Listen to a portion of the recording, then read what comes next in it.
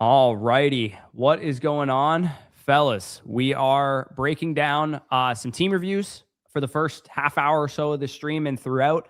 But of course, the NFL legal tampering window is what it's formally called. Opens up at noon Eastern. So about 27 minutes from now, we'll start to get a flood of signings of NFL free agents. This year, I think I saw Tom Pelissero tweet out that the unique thing this year is that they actually are allowed to have 5 Zoom calls or something like that. Where before it was always direct through agent communication to actually sign players, but now they can actually speak directly to players. So I have a feeling we're going to see around the 12 p.m.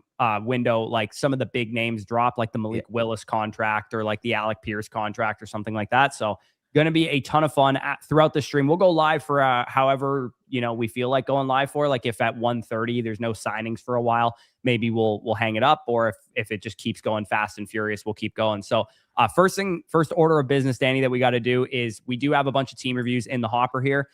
For those of you guys that want to get a question answered, a trade question, a team review, whatever, if you submit it during this stream, we will get to it. So I linked that in the chat. Also, a quick announcement as well. Our new listener league was originally going to be drawn yesterday, but because free agency was opening up, we didn't want to be doing a startup in the middle of free agency. So we're actually going to push that to the 15th. So if you still want a chance to get in the listener league, you still have a chance to. You can get in for free with 1 ballot, or if you are a site subscriber, you get extra ballots to have a chance to get in the league with us. Both of us will be in the league. It'll be a Dynasty startup league. It will be best ball because we are in so many leagues. We don't want to do a managed league, but that other than Superflex, Dynasty, and best ball, there is no other league settings that have been voted on yet. We'll do that once everybody gets into the league. So, Danny, let's roll through it here. The first review that we have.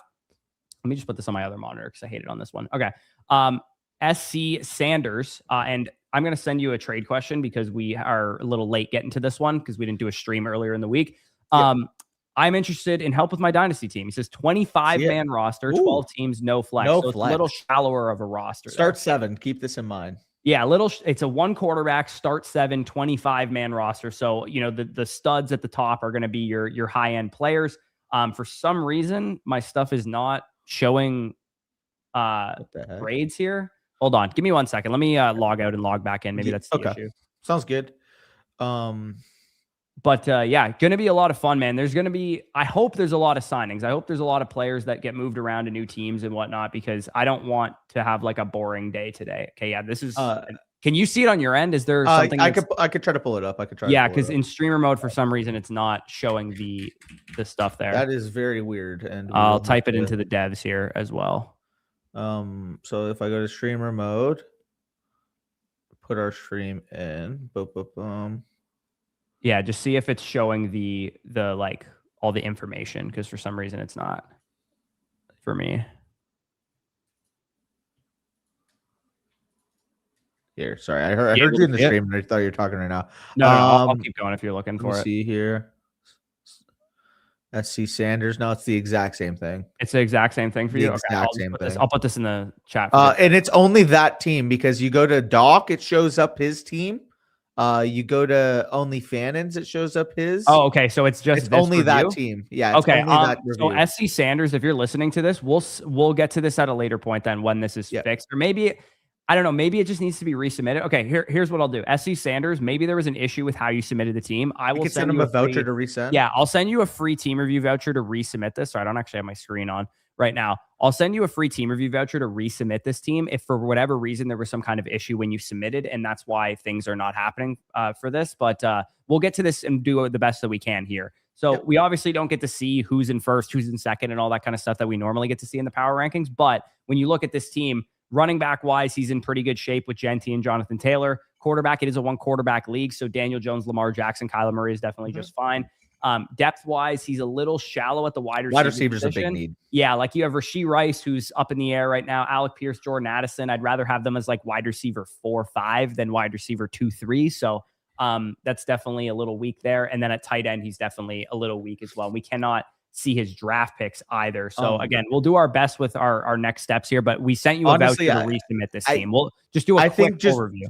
I think just doing it with the overall vouchers because he submitted it as redraft. That's what I'm gathering right now. Oh, okay. So maybe that's the issue. Yeah. So SC Sanders, if you're listening to this, you submitted this as a redraft team and it needs to be resubmitted as a dynasty team. So if you resubmit, if you're listening to this right now and you resubmit, we'll definitely get to it on this stream. If not, we'll get to it at a later point. We want to give you the most value depending on how many picks you have and stuff is going to like be a big time adjustment in terms of our analysis here. But yeah, just make sure when you click it, you click Dynasty and you should be all good to go. Part of that is obviously with the reshuffle to the off season. We just frankly got to update all of our redraft rankings, which is probably not going to happen in early March. Yeah, no, probably not. Maybe we'll add the best ball rankings in pretty soon. So Doc in here, I know you guys are going to crush my running backs. That's my main area of need. So how would you get to running back relevancy if you were me? This is an Empire League, so you need back-to-back titles to take home the big prize. You need back-to-back titles. Oh, so you only get the Empire? I'm assuming, let's just say it's $100 league. I'm assuming 25 of that goes into an Empire pot, and the first team to go back-to-back wins the whole collection of whatever that is. Okay, yeah. So is what I'm gathering. That would be an insane, if no one does it for 10 years or something like that. Just builds up 25 per person, 12 teams. You're building that up for a 10-year portion. Oh my God. That would be crazy. But anyways, this is the team that he has. He mentioned, obviously, he is weaker at running back, but he will be adding Jeremiah Love to this team because he does have the 101. So very well built. Great. The receiver core is pretty loaded with young talent, but the tight end core a little different timeline wise in terms of the age of the players that you have versus the rest of the roster, I would say. But this is a pretty well built team. I mean, I like the 3 stack of quarterbacks plus Penix and Carr and some of the decent depth that you have there.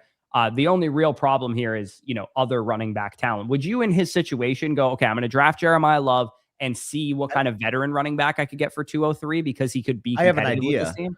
See what you can get for 203 plus Pearsall. You might be able to get a decent running back. Can you get up to Chase Brown with that?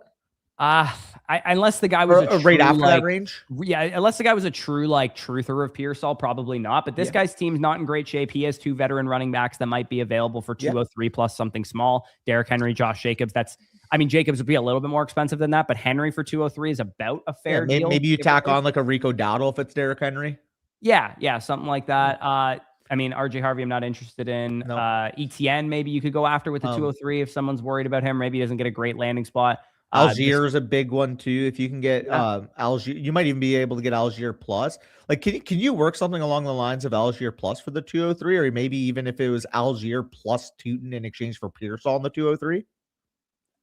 Yeah, that would make sense. This guy needs wide receivers. We're going to go through our site questions first, but we will engage with the chat once we're done going through that. We're going to try and get through our site questions pretty quickly, but if you do want to get a question answered that's really important, you want to spend more time on it, you can obviously submit via flockfantasy.com. But yeah, we'll engage with the chat, especially once the actual free agency window opens up. Right now, we're doing the reviews before that all happens because we know it's going to be a whirlwind once it starts happening. So, yeah, I would first of all see what you can do with that 203. Because the other thing is you could just spend the 203 on a running back. Like maybe Jonah Coleman falls there, Jadarian Price falls there, one of the other running backs falls there. That's definitely a possibility. But even Jalen Warren here at 20 RB 26 on the market. Yeah. Maybe you could get him plus a pick in return, maybe 203 and 304 for 209 and 309. Like you just trade trade back a little bit in the second round, pick up Jalen Warren as a result. And Rashad White would be a decent little target too. He's a free agent. Like you got options for cheap depth too. Yeah. And like you said, maybe Ricky Pearsall plus 203 gets you Kyron Williams, like a guy that's legit. You can feel good about throwing him into your lineup every single week, or this guy's not really in a excellent position. Maybe he'd even be willing to sell Christian McCaffrey for Pearsall 203 in a piece or something like that. Yeah. You have 304 as well. You can throw that on. Your weakness. Your weakness is running back. You need to exhaust all avenues to do that. The one thing I wouldn't do is trade away the 101 because I just want Jeremiah Love. So I would definitely just roll with he also has the hedge with Kittle because obviously Kittle coming off the Achilles. You have Njoku. Njoku, I think, is going to sign at starting tight end role somewhere. When we did our tight end predictions, I had him to, I believe, the Eagles. I believe you had him. Let me take a look. Where did you have Njoku? I put him Dolphins. Dolphins. Both would be great landing spots. So maybe he gets a good landing spot. Obviously, we saw Barner. Chig. There's reports that Chig could get some money too. I've heard people say Chig might get a lot of money. Crazy shout to say that with Rashid Shaheed leaving, obviously this guy was a home run. So I'm not saying Barner will be this guy, but I mean, if anybody's going to be like this year's Tucker Kraft, like AJ Barner's athletic, AJ Barner can play in line, and AJ Barner can contribute after the catch. Like, I wouldn't be shocked if like Barner is this year's guy that round 15, round 16, I'm drafting a ton of him best ball drafts because I do like the profile. Yeah, for sure. Happy we moved on from Gary. Danny, you're welcome. There you go. I'll take it. I'll take it. No guaranteed money on the deal. Good run defender. Familiarity with Christian Parker. Yeah, for sure. As we go throughout the stream, like we're not going to get all these answered before the 12 p.m. window happens, but we'll answer them throughout the stream, of course. So, yeah, Doc, I mean, it's pretty straightforward. You need to address your running back position. I would be pretty aggressive in doing so. Your wide receiver core is already set. Your tight ends, you got enough in volume that I think you'll be fine. Quarterback wise, if you wanted to move off of like Michael Penix or something like that, you could definitely do that. Like maybe Michael Penix, Ricky Pearsall plus a pick or a piece would get you somewhere in the vicinity of like a running back that actually can help you. But this team's in really good shape. Like you said, you're trying to, I don't know, you finished 6-8 last year, so you're not really a competitive team yet. But once you get Jeremiah Love added in and maybe hit on some late round picks, like definitely with the 304 and 403, don't be afraid to take some shots on some like tight ends in this class, maybe some late round running backs, because that's kind of probably going to be where the value ends up being. But yeah, let's roll into the next team here. We got Only Fannins, shout out.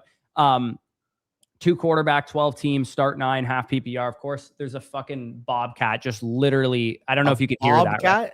No, not a bobcat, like the skid steer bobcat, like the brand. Bobcat. Yo, I thought there was just, you live in the fucking like random area. I thought there was a literal bobcat outside your window. No. There's somebody driving a skid steer just graining the front thing against the road. I don't know if anybody can hear that right now, but it was super loud. Dude, I thought a bobcat appeared outside your windows growling. No, I don't think that we have bobcats in Canada. Although when we were doing a jungle bike tour in Mexico, they were like, we might see like a jungle cat. And I was like, what the fuck? You guys have jungle cats here? That's insane. So Only Fannins here. I'm hoping to contend in 2027, 28. But at the same time, I'm considering the lifespan of my players. What do I do with Jefferson, T, and Harvey?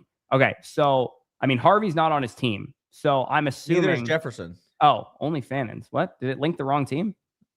Did you submit the wrong team by accident and put the wrong? He's maybe, probably here. Hold on. Let me double check if he sent a message to us on the back end. Maybe he said that was the wrong team or something. Yeah, and worst case scenario, we can just compensate him with a new review because this also of note. Okay. Also of note, I have an offer on the table to acquire Genty for T Harvey. Okay, so let's see if there's a team that has T Harvey and shit on it because maybe it just got mixed up. This says Harvey, Jefferson. T Higgins is not on this team though. I think he literally submitted the wrong team. Okay, Fannins, you may have submitted the wrong team, brother. Just send him a voucher. We'll make sure you're taken care of. Yeah. So Fannins, if you're listening to this, definitely resubmit because this team doesn't have any of the like. You have T Higgins on this team. Maybe he just made a trade. It was 6 days ago. Okay, actually no, he made this trade already. This is what happened. Well, I already sent him the voucher, so you're welcome for that. Yeah. He said I have an offer on the table to acquire Genty. But he doesn't have Genty on his team. Doesn't have Genty. That's what I'm saying. Okay, well, the offer was Genty for T Harvey and your favorite horse girls 27 first. He has your favorite horse girls 27 first. Maybe he got Amari and Hampton instead. This guy doesn't have Genty though. Okay, well, let's maybe you traded. Did you trade Genty then for Hampton plus? Like maybe he did. Maybe he did. Either way, let's just forget the questions, the prompt that he has here. Because he already got rid of Harvey. And I mean, on face value, getting Genty for T Harvey on the acquire Genty for T Harvey and your favorite horse girls first. Again, he has the first. He doesn't have T or Harvey anymore. I think T Higgins and Harvey are decent sell highs. So I think that's fine that you made that deal. If it involved getting Hampton or if it involved getting somebody else, that's totally cool. The state of the team, he said, was more like 27, 28 contender. Do you think that's kind of where you're at with it? I would say so. I mean, 2 main running backs, check. Wide receivers, you might need a little bit to break right, hence why I wouldn't put you there yet, but also at the same time, for 2027 first, along with a bunch of thirds in the next couple of years. Yeah, you give this team one more season of tanking. You add those assets next year that either you can spend from a liquidity standpoint on maybe some needle movers, maybe you hopefully, if this somehow happens, get Jeremiah Smith somehow with one of those picks. I'd even be willing to trade up knowing just how much depth you have on this team. You take, I mean, obviously, this is a very big hypothetical. At that point, let's just say Marv hasn't broken out and you could take the 103 plus Marv and go up and get Jeremiah Smith. I'd even be comfortable doing something like that because realistically, it's not like you're lacking overall assets. I would say, though, you're lacking the top end assets, which your 2027 pick bank is going to be able to accomplish for you. So because that's the case, he obviously, he hasn't sold Higgins yet. So he sold Harvey for something, but he hasn't sold Higgins yet. He has Olave, who I would say is kind of in a sell high window right now based on the production he put out. He has Harrison. Do you go full commitment to the 27, 28 and sell some of these like Olave's 25, T. Higgins? If you want to be proactive, I think that'd make a ton of sense. I mean, Harrison is also somewhat of a risky proposition holding right now because if he doesn't break out, he's going to lose a lot of value. Like, I'd be okay kind of stripping this entire wide receiver core down because the receiver class in 27 is pretty solid. You already have 4 picks built up. And like your only real like foundational build around the assets to me are Fannin, Hampton, Justin Herbert, and Jordan Love. I would be comfortable selling pretty much anybody else. Breece Hall, if he gets extended by the Jets or the Jets get a quarterback that people feel good about, you could always sell Breece Hall at that point, but he might be hard to sell right now. Yeah, I think that's a very proactive way of thinking because then if you could save yourself the opportunity, or not the opportunity, but like it is an opportunity getting Jeremiah Smith. That's not what I'm saying. Yeah, but basically, if you can get the 101 yourself. High ass pick in 27, either for one of the quarterbacks or for Jeremiah Smith or for Ahmad Hardy, whoever ends up being those high end picks, you want as many of them as possible. Because realistically, you went 7-7 this year. If you can strip down the non-needle moving assets right now, you can get a ton of pick capital. You can get a ton of young asset capital, consolidate some of your players there with, the Olave, the Higgins. Maybe you hold on to Marv because you think he's going to accrue value, so you keep him. Quentin Johnson coming off of a big year. Mike McDaniel, maybe he's got a little bit of buzz going on. You could sell him for a top 30 wide receiver price tag.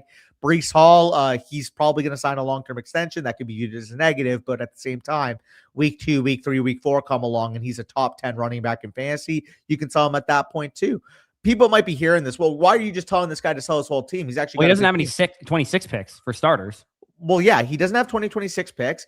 And although I do think he has a good team, he's got the shell to make it a monster. You monopolize that entire 2027 class along with making your own pick better, getting it into the top 1, top 2, top 3 region. You added Jeremiah Smith, and all of a sudden, Herbert, Love, Hampton, Smith as your main needle movers, top 4 players. And then you'd also still at that point maybe have 5 picks in 2027, maybe a few extra picks in 2028 that you can then use to build around those players. Because keeping Olave, Higgins, guys like that at their absolute apex in terms of their market value, to me would be a disservice since you're not even really fully going for it in 2026 to begin with. Yeah, I think Olave and Higgins are fine buys if you're a contending team, but he's not going to be contending anytime soon. And by it's going to be the max they're worth. Exactly. They're not going to gain value. 2028, you get more concussions under Olave's belt, another hamstring injury under T. Higgins' belt. Like the risk of them losing value is a problem. The only one that I would say, depending on how you feel about him, is a hold or a sell is Harrison. If you really believe that Harrison's going to bounce back, then totally be fine holding him because he is still a young receiver. But if you're worried about him, he is risky enough that you could sell him for a slight loss on obviously what you got him for when you picked him, but you'd get out before potentially he loses a bunch of value or something like that. So yeah, this is a team that's very clearly in the 2027 to 2028 type of window. And again, lifespan of your players, like maybe he already sold Jefferson, maybe he already sold Harvey, T. Higgins, maybe he's trying to sell. Like I'd sell pretty much anybody on this team not named Amari Hampton, Justin Herbert, Jordan Love, or Harold Fannin. Everybody else I'd be fine selling, even like, some of these like TJ Hawkinson types and Breece Hall types, and like Kirk Cousins gets a 1-year bridge deal with a team, sell him.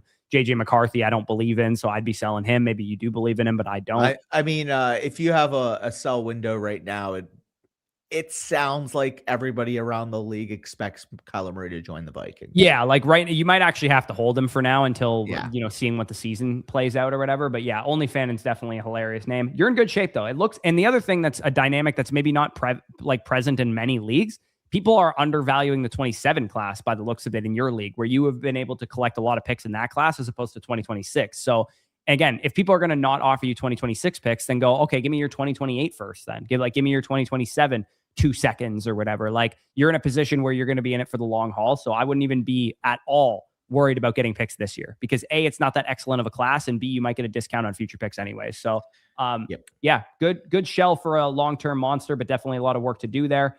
D Nickel, ironically in the same league by the looks of it. Or is it a different league with only Fannons? Yeah, I guess it could be just a different team. Like, did he have the same Yeah, it's a different profile pic, so it's not the same person. It's just the same name. Apparently, that's the favorite name for everybody. The only Harold Fannon's inspired a lot of names for people. Only Fannon's. This is the time, if you have to cut the grass, go wash the dishes, maybe something like that. I'm sure D Nickel would appreciate that. Yeah, for sure. I don't think it's the same guy though. It's a different profile picture. I'm joking.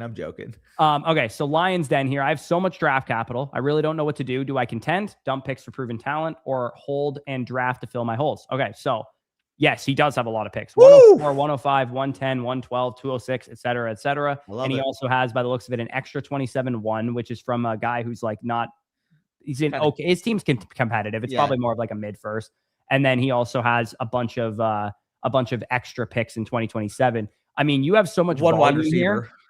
Yeah, he has so much volume here that I'm cool just throwing as many bullets in the chamber as I possibly can and hoping that you get a bunch of wide receivers, but you also could consolidate these picks. Like you take 110 plus 112. Can that get you up to 106 or something like that? Can you take 112 and punt it into 2027? Can you take 206 plus 208 and a young piece of yours like Parker Washington and go buy on somebody that you believe in?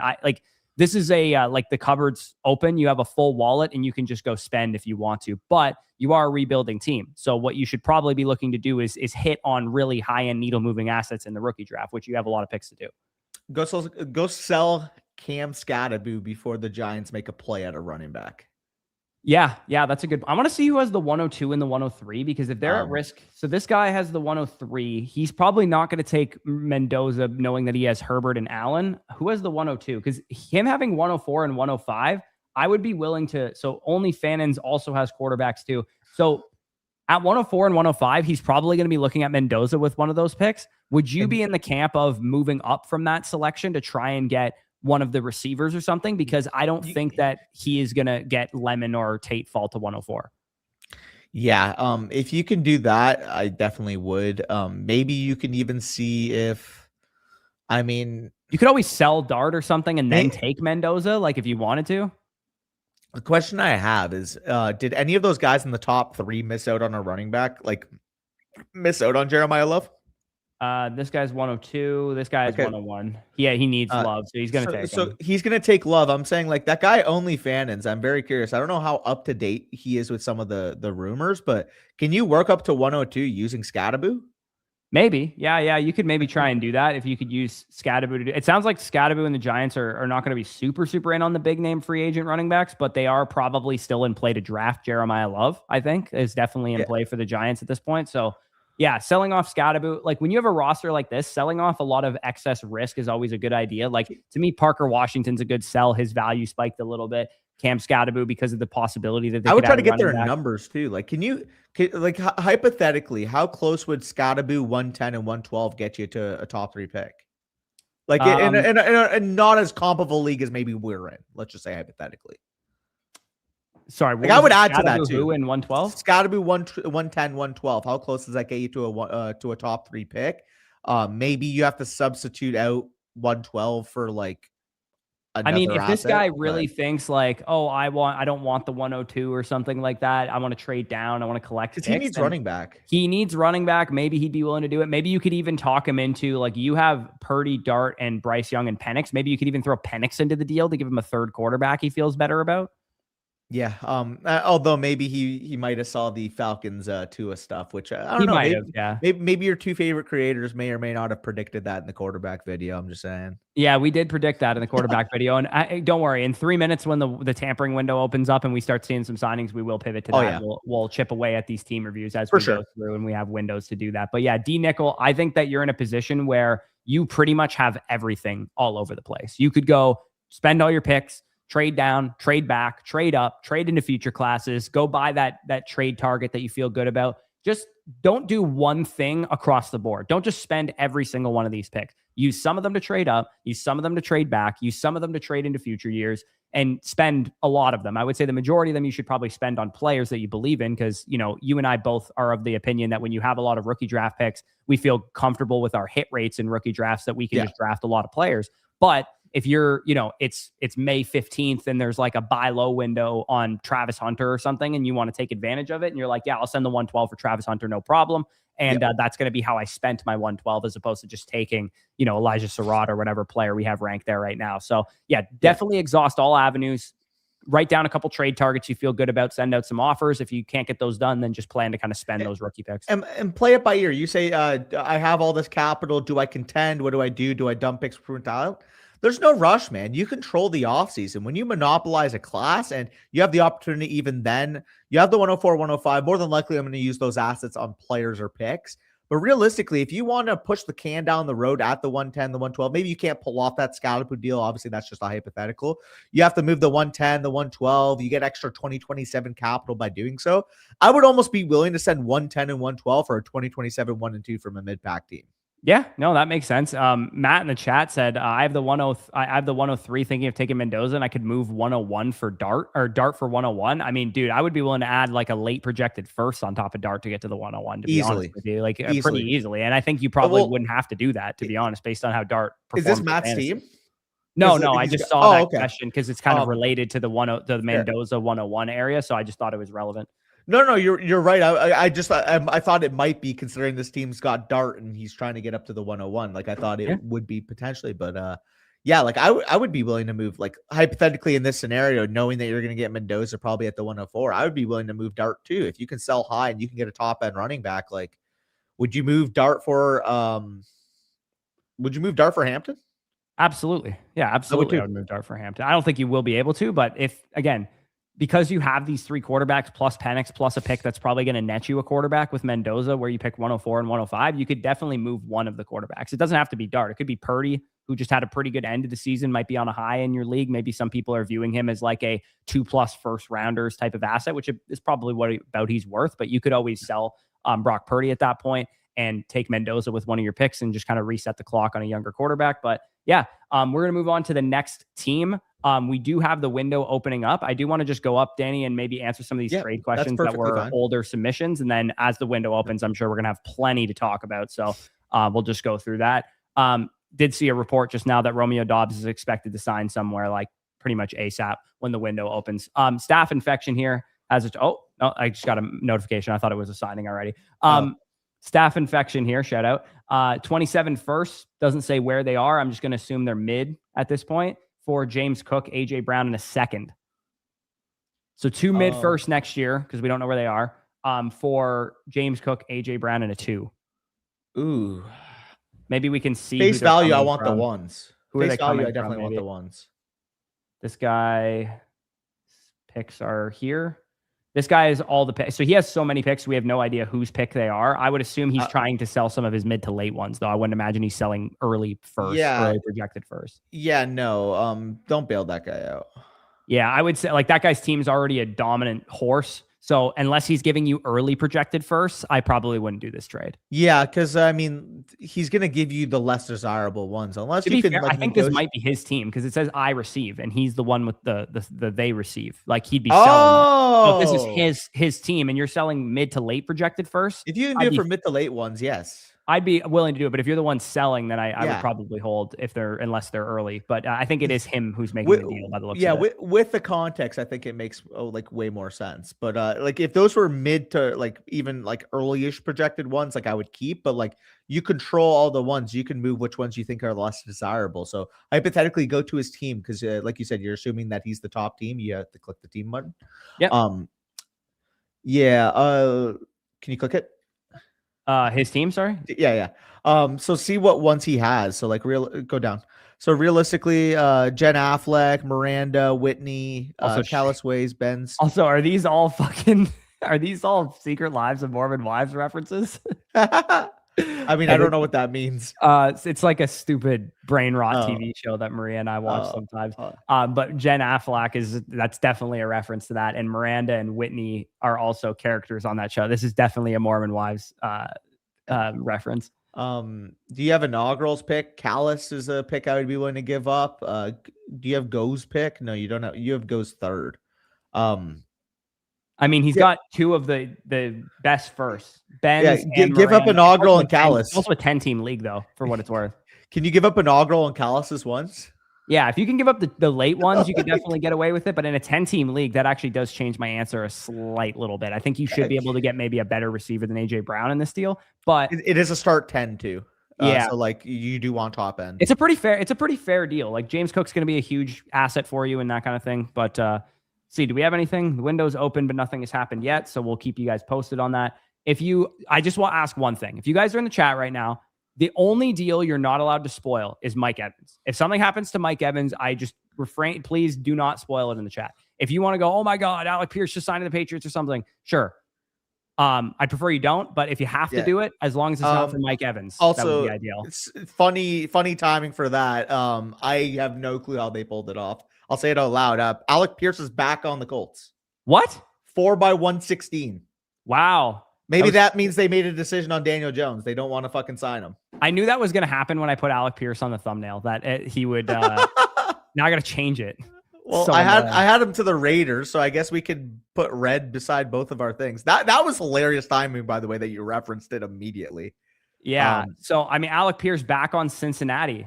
They got it pulled off. So I mean, that I gave us both reds on the sheet. Yeah, Daniel Jones probably staying on a long-term deal eventually, right?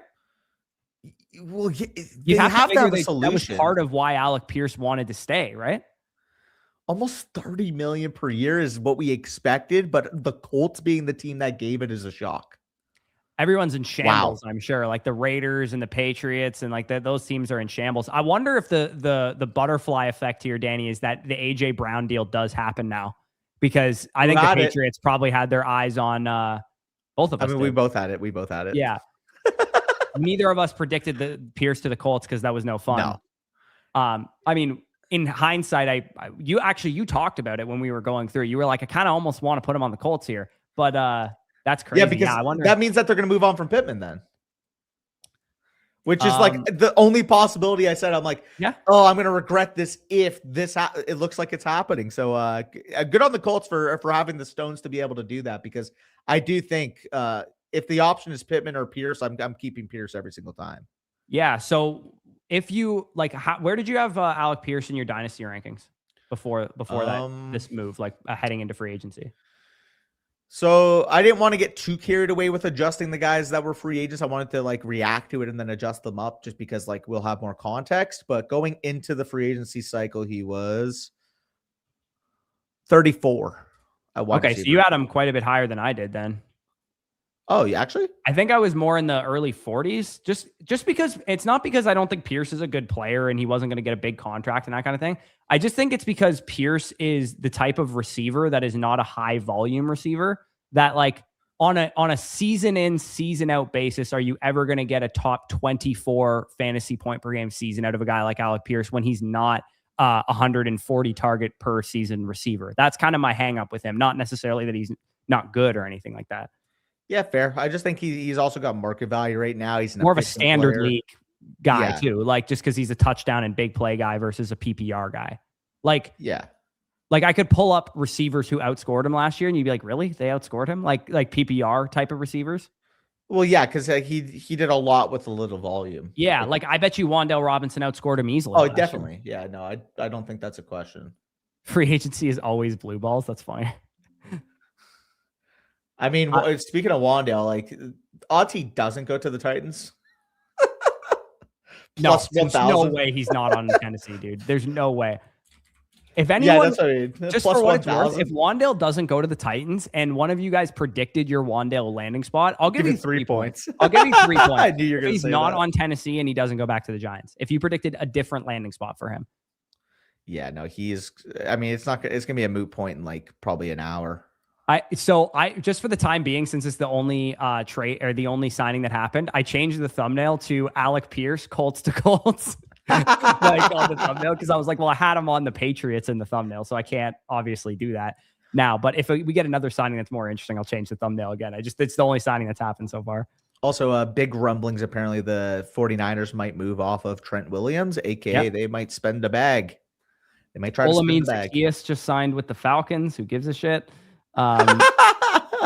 So Diana Rossini, the Patriots, Raiders, Chargers, 49ers were all interested in Alec Pierce. He turned down more money to stay in Indianapolis. Apparently they offered him more, some of these teams.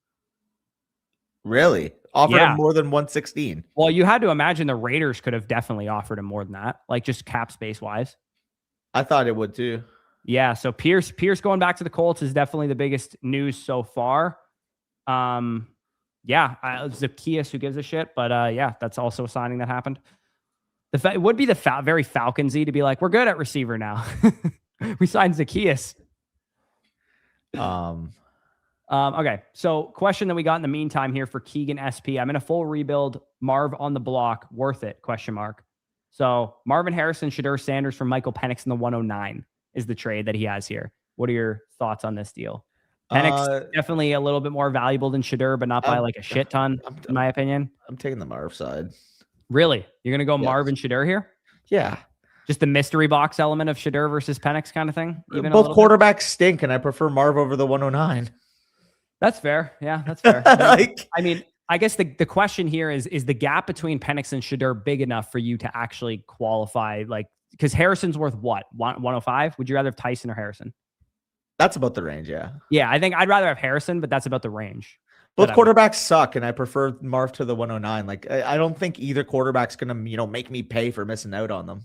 Yeah, Draymond Jones just signed to the Patriots. We're not going to really talk about defensive guys unless they're Bucks or Cowboys, probably. But pretty much, yeah. Like Trey Hendrickson signs. That's maybe a different story. Signs. I'm going to talk about it, but mainly we'll stick to fantasy. But yeah, I think that's a fair deal. But I do like the Marv side. Let me. I'm going to live adjust my Alec Pierce ranking just to give some more conversation here on Alec Pierce. Because I did somewhat do my like dynasty rankings update a couple weeks ago based on like guys who were going to potentially leave in free agency, how much money they might get, etc. What is this trade? Go get Brian Thomas Jr. Yeah. What? Go get Brian Thomas Jr. Yeah. What the hell is this trade? Go get BTJ. Yeah, promise me. What the promise? Hell? Go get BTJ, champ. This is an easy smash. I mean, David Montgomery. I do actually have to raise him in my rankings because I didn't adjust him since the news. Where did I put him? Let me see. Who would you rather have, David Montgomery or Chuba Hubbard? I have David Montgomery at 31 ahead of Chuba Hubbard. Okay. You have Chuba Hubbard that low? I also adjusted down because I have Brooks higher than him. Oh, really?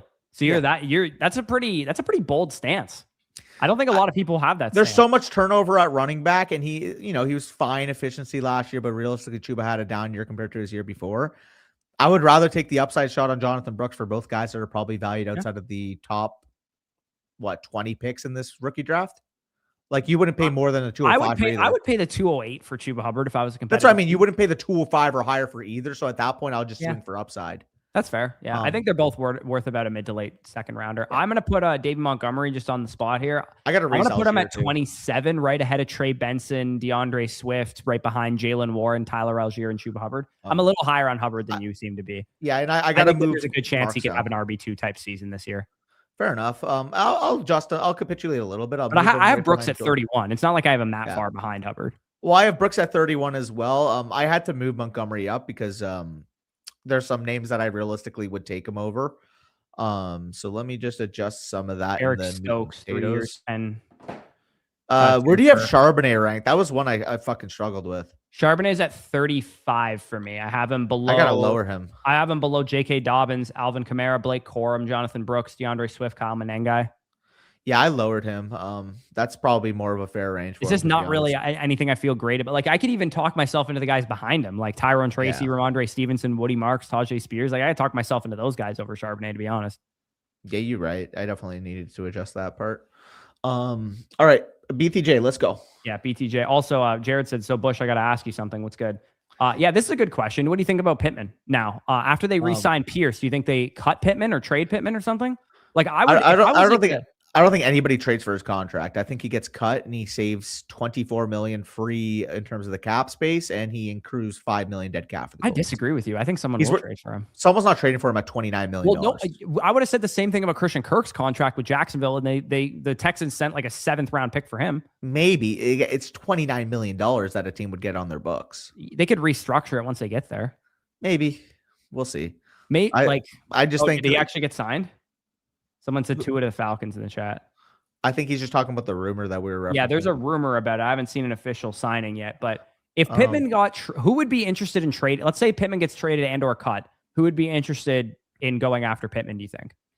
I could see that the Patriots being interested in him. Yeah, I mean, if we go to our tier list, I'm curious what the Patriots would certifiably be interested in Pittman. He's totally a Patriots type of receiver. Yeah. Raiders maybe too. I think the Raiders have that archetype already on their team. What if the Eagles traded AJ Brown and then signed Pittman? I would sign off on that. Please let that happen. Eagles, go make that exact move. Let AJ Brown walk and go get Michael Pittman as his replacement. I would be very happy. Okay, so here's me live updating where I have Alec Pierce in my rankings because I need to move him up a little bit because I had him at like 40, which is a little too low. Right now, I'm going to do this like versus competitive receivers because I think like Xavier Worthy and Jaden Higgins versus Pierce is just hard to figure out. Like, what do you want? Like, what are you looking for? Where's your team at? Like, I think if I was a full status rebuild, I'd actually rather have Xavier Worthy than Alec Pierce. But if I'm in most team situations trying to compete, Cortland Sutton or Alec Pierce? I'll competitive take team. I'll take Pierce. You go Pierce there? I think the Broncos could add a receiver. I think you have this guy higher than me, but think about him from the frame of mind where I have him. Michael Wilson or Alec Pierce? Michael Wilson. Jordan Addison, Ricky Pearsall or Alec Pierce? That's about the range I think he would be. I have him. So I have Pearsall lower, but I'm honestly going to adjust him. Probably ahead of Higgins. Jaden Higgins down because I had Pittman ahead of him before ahead of Pierce. Yeah, no, I'm going to move Pittman down too. And honestly, I would probably take Pearsall and Evans over him. I don't have Evans that high. I have Evans at 43. We'll see where he signs. Do I have Evans too high then? I have him at 41. Well, we'll see where he signs. If he goes to the 49ers or something, I'll move him up. But like if I'm kind of picturing him back on Tampa Bay. That was my instinct. So that's kind of where I'm ranking him. Jared, do you think I would punch a wall for getting a second round pick from a kicker? I would be fucking pumping my fists in celebration if I not only didn't have to completely reset the kicker market, but also got a second to not have to do so. I love Brandon Aubrey, but respectfully, you tell me I can get a top 60 pick for a kicker, I would take that over Aubrey every single time, especially not having to give him $8 to $9 million. Wow, the Colts fans are fucking mad. So they tweeted out a hype video like AP is staying like for Alec Pierce, and everyone's like $30 million a year for deep ball. I thought they would be mad at Daniel Jones. Like they're pissed. They're pissed that they re-signed Alec Pierce for that. I think it's partially because fucking Daniel Jones is back too. Because there's no Colts fan that I've seen that wants Daniel Jones at that price. Well, think about it from the Colts perspective too. When Daniel Jones got hurt, they were like a 7-2 football team. Yeah, right. So if they're like, okay, we get a healthy Daniel Jones back, let's assume he plays at the level he was playing last year. Maybe they think they can make a deep run in the AFC. I just think that without a first round pick to add to that, and like, I don't know, maybe they're just like, hey, screw it. We're going to let Daniel Jones play on the transition tag. And if he plays really well, then we'll give him his $45-50 million a year or something like that. Maybe that's their plan. Yeah, no. Alec Pierce is just a Brandon Stokely 2.0. Yeah, that's not a bad comp. Dobbs to the 49ers. That was my official prediction. I don't see an official Where did report. I have him? You had him going to Washington, I think. Yeah, that makes sense. So on predictions so far, we are 0 for 1, I guess is the only one that matters. We didn't care. Well, I mean, like, it's not official, but Kelsey is going to be official. Yeah, Kelsey seems like he's going back to Kansas City for sure. Based off the rumors, it sounds like Malik Willis isn't going to be available for Miami, and it sounds like Geno Smith would take the Miami job if Malik Willis isn't their quarterback, which I don't see them being able to open up the money for Malik Willis. And it does sound like we both had in our predictions that Malik Willis is probably going to go to the Cardinals. Yeah. Also, another thing I would request is if you guys are making a prediction, just put like prediction in front of it. Because every time I see like Dobbs to Raiders in the chat, I just assume that it happened. Yeah. Do prediction with like a colon or whatever, and you're chilling. A lot of people on Bucks Twitter are like, I don't give a shit what the national media says. Mike Evans will be a Buck. I hope so, man. I really hope so. Yeah, Pittman to the Pats would make sense. I could see Pittman going to the Raiders as well. Is there any other connections? Like Colts offensive coordinators or like who's for wide receivers or any position? For Pittman. Like if Pittman were to be cut, is there any connections to other coaches he's worked with? I'm trying to think. I mean, Frank Reich. Yeah. Chet. Jets, that would make sense. That would make a lot of sense. I could see he's actually a really good compliment to Garrett Wilson too, because he can play a little bit more of the power forward stuff, take away number one corner. Honestly, I actually really like that. I really like that. Yeah. I mean, especially if it's not fucking $30 million like he was making with the Colts. Yeah. We didn't actually even include Pittman in our predictions. I mentioned like, hey, you could talk about Pittman. Well, I said it too. So when we went through Alec Pierce, I'm like, I'm gonna have him to the Raiders because it's more fun, but I can also see the alternative where they let Pittman go and re-sign Pierce, and sure enough, the latter actually happened. Yeah, for sure. It hasn't happened yet, but like, prepare for it, Colts fans. Michael Pittman Jr., Alec Pierce, and Daniel Jones are not all gonna coexist on this team. It's not gonna be one happy family here. There's a salary cap. What if you were not the Colts, if you were a team in need of a slot receiver, would you call the Colts about Josh Downs? Yeah, because of Tyler Warren's role, that was like the big issue for Downs last year is snaps, is that he couldn't get on the field as much because Tyler Warren was playing in the slot more. I think he could be a Z, which I think he can too. That's why I'm like, I wonder if there's a team out there that would, like the Jets, for example, that could use a Z receiver because they already have Garrett Wilson and Adonai Mitchell, who are a little bit bigger. You could put Downs in the slot most of the time or also on the Z. Like I could see like a team like the Jets being like, hey, we'll send you a 5th round pick for Josh Downs. Yeah, I could see it. I think Pittman's going to be the one out. Also, dog, no, please. Pittman feels like a Jaguar. Dude, the Jaguars have receivers. I'm going to lose. They already have Parker Washington. Like, why would they need Michael Pittman? They're the same fucking dude. Brian Robinson to the Vikings would be kind of interesting. That would be Cade on to the Bengals. Mason, I could see that for sure. Would they sign a B-Rob or a different archetype of running back, knowing they have Mason as more like the physical between the tackles guy? Well, Mason played a 3rd down role a little bit in San Francisco as well. I think they could kind of go in either direction with what kind of running back they sign. To me, like Mason is more like a prototypical between the tackles guy. I'd want someone else to handle 3rd down. Well, they don't have money, so they gotta have to sign someone cheap. That's a good point.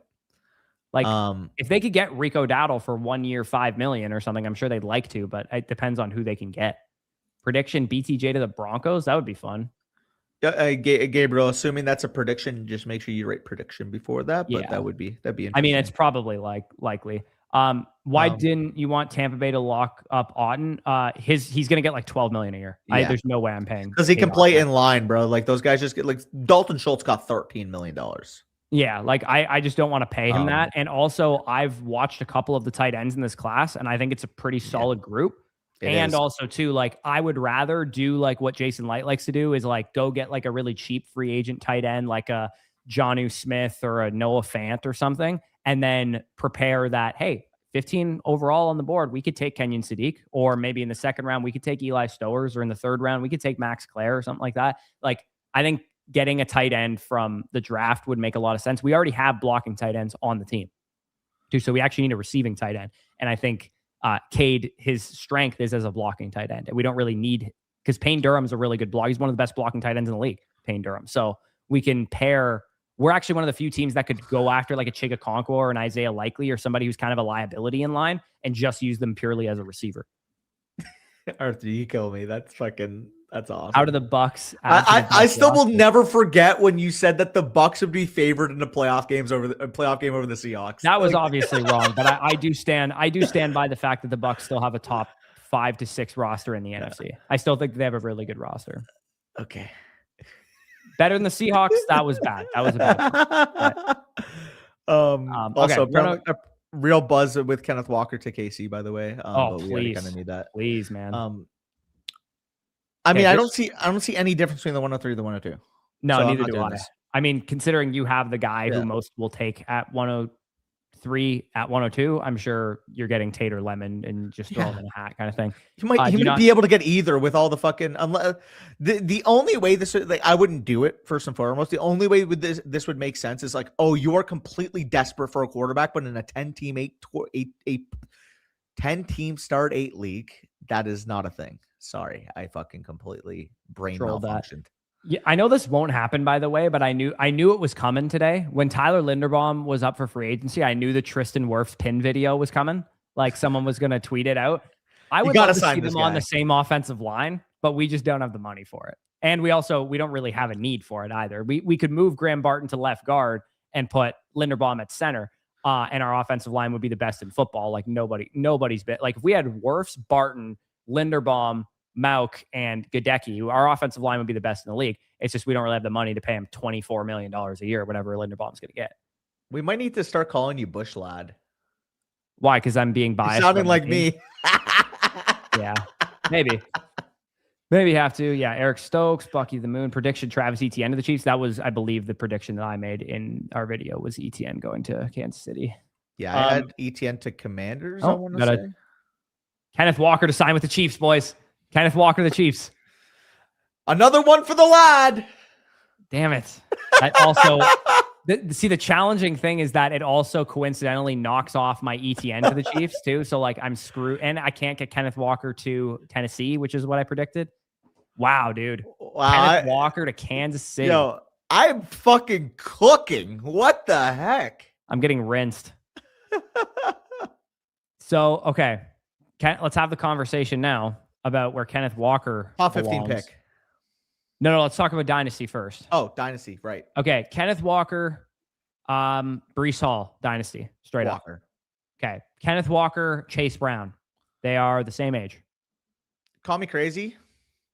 Walker or Jonathan Taylor is the conversation. Okay, so you're already saying Walker over Chase Brown, Walker over Judkins. Yes. Okay, Walker over Jonathan Taylor is the conversation. Yeah, and I think I am actually leaning Walker.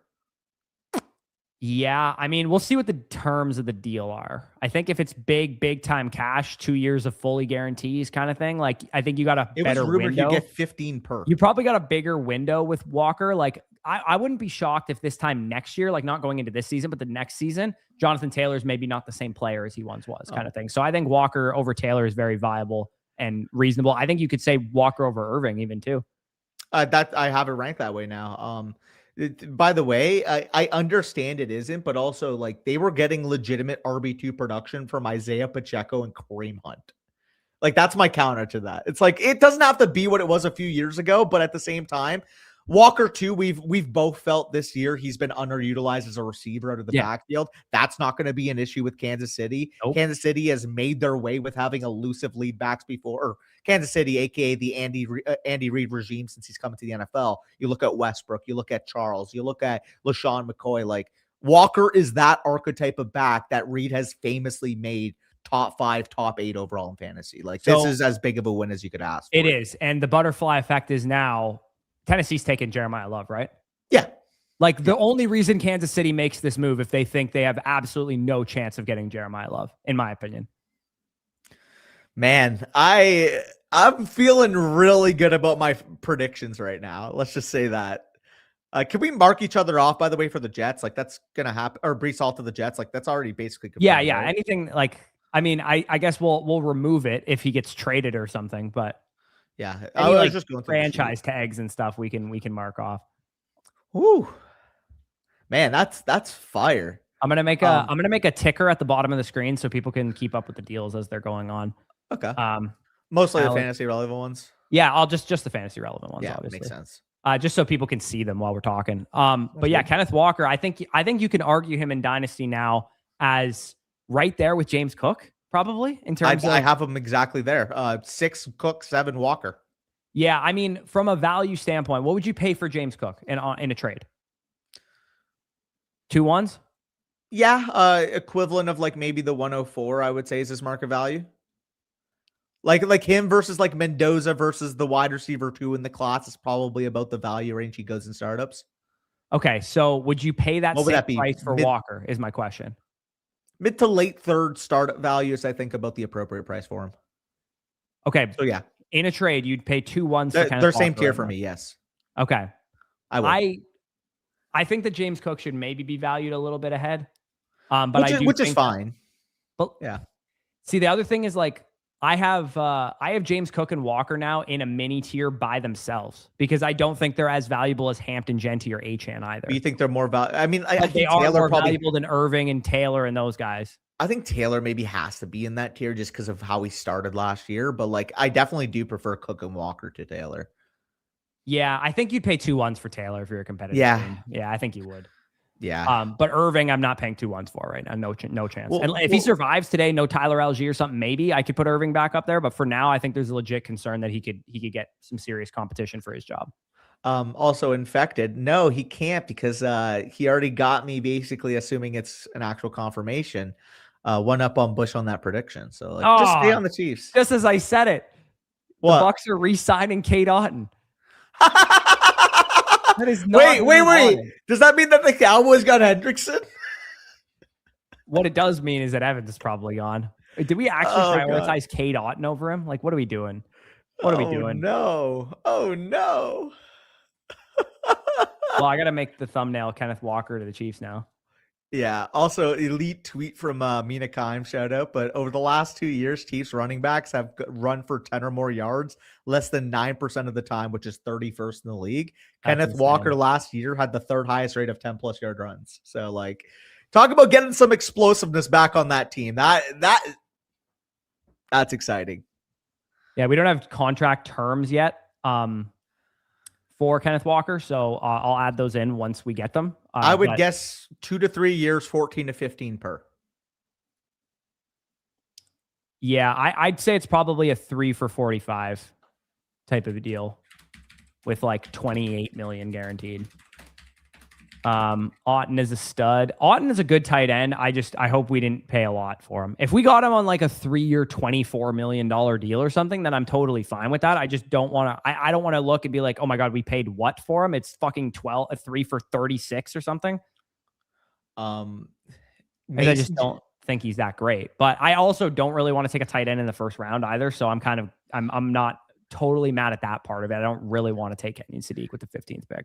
Mason just tweeted this out. He said, running backs I'll draft over Kenneth Walker this year. Bijan, Gibbs, Taylor, McCaffrey, Cook, Etienne, Genty, Hampton, Love. And I just responded, I'm like, the list should probably be cut in half. Like, I don't think I can get up to 9 running backs I would take over Walker next year. And that's probably closer to 5. On the Chiefs, dude? Yeah. Like, oh. We'll see what they do at receiver, but there's a very real possibility you're getting even 60+, 70+ targets on that team too. Yeah, Walker, like, truly could have been an RB1 this year easily. Like, could have been a top 15 pick in redraft just off of what he did with the Seahawks based on his efficiencies. But then obviously when you factor in, okay, yeah, obviously Kenneth Walker didn't get the volume. Zach Charbonnet was involved. Like, the guy was a wagon this year. He should have been so much better for fantasy than he was. Also, I just took in the Alec Pierce deal is going to make negotiations a lot harder with Pickens. Fuck. Yeah, I just took that in. Probably, yeah. Oh, man. Wow. What an exciting start, man. We're not even fucking 30 minutes. We are now just at 30 minutes in. Looks like Team FSE was 1 year early on this, dude. Yeah. God damn. I'm actually really upset that yeah, so in Mason's tweet, I would probably agree with you that there's some guys I probably wouldn't take over him.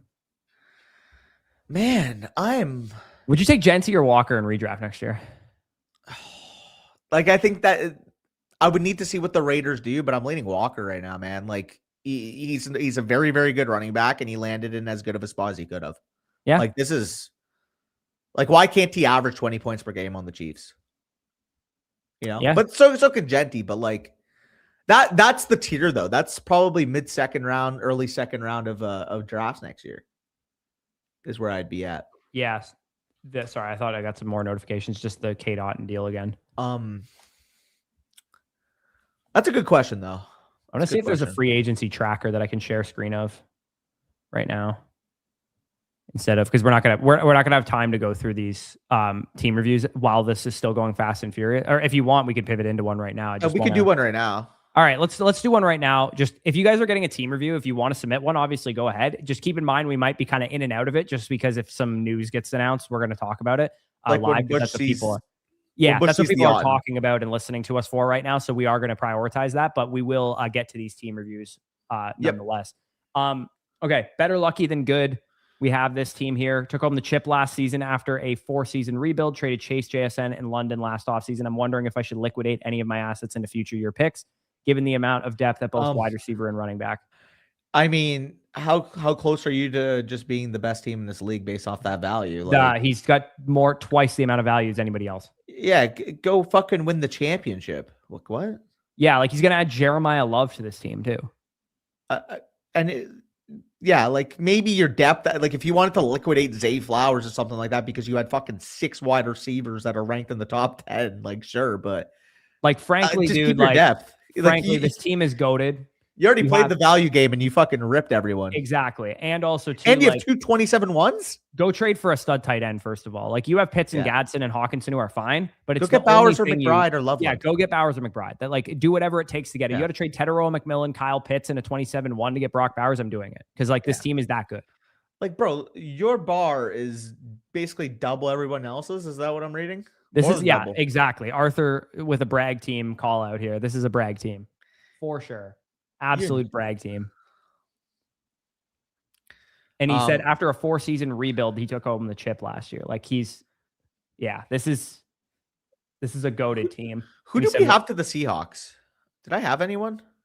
At receiver? Running back. Running back? We said they would probably go into the draft because they don't have a lot. Like they do have a lot of money. They don't have any cap, yeah. They they have to extend people. They have to extend JSN and like a couple of other guys. Like it's very possible, I think, that they go into the draft looking for a running back.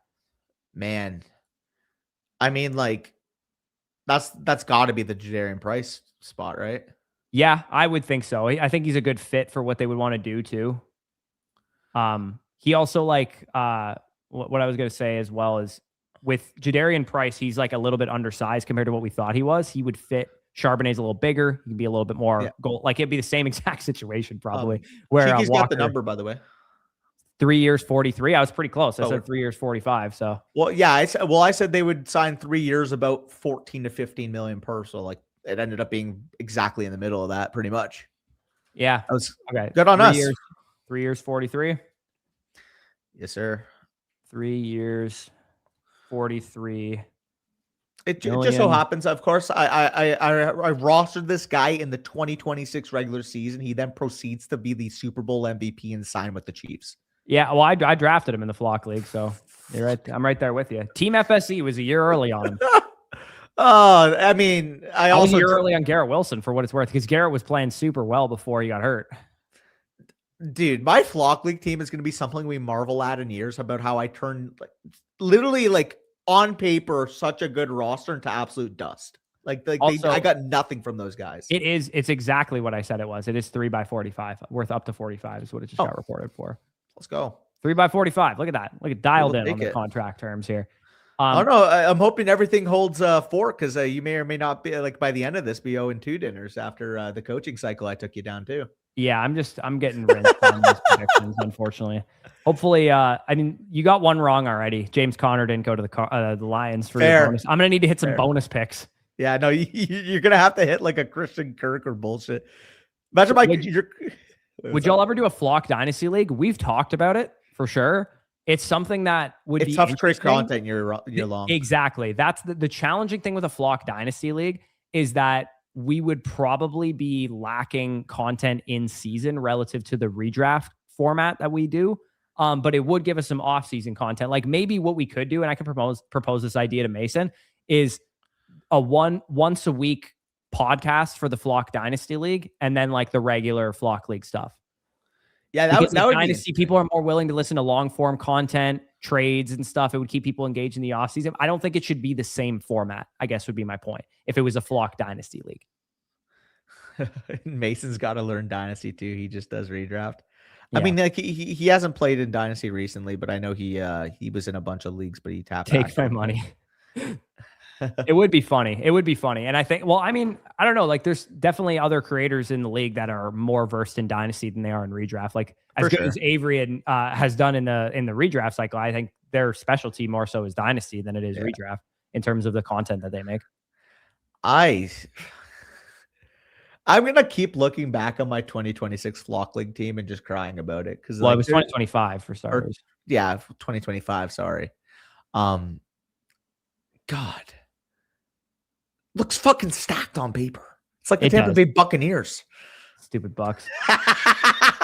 It's like the Tampa Bay Buccaneers of fucking 2025 redraft teams. Yeah. As far as this team, Danny, is there anything we have to say about it? Like, it's goated. Go get Trey McBride or Brock Bowers. There's nothing else you need to do to go back to back in this league. Dude, you are fucking. You have like 8 picks in the first round of redraft on your team.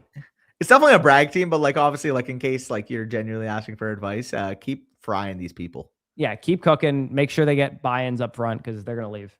Jalen Watson also to the Rams. They just stole both their fucking corners. I guess so. Both the Chiefs' corners, they just like brought over. Is Kenneth Walker about to go to a bad team?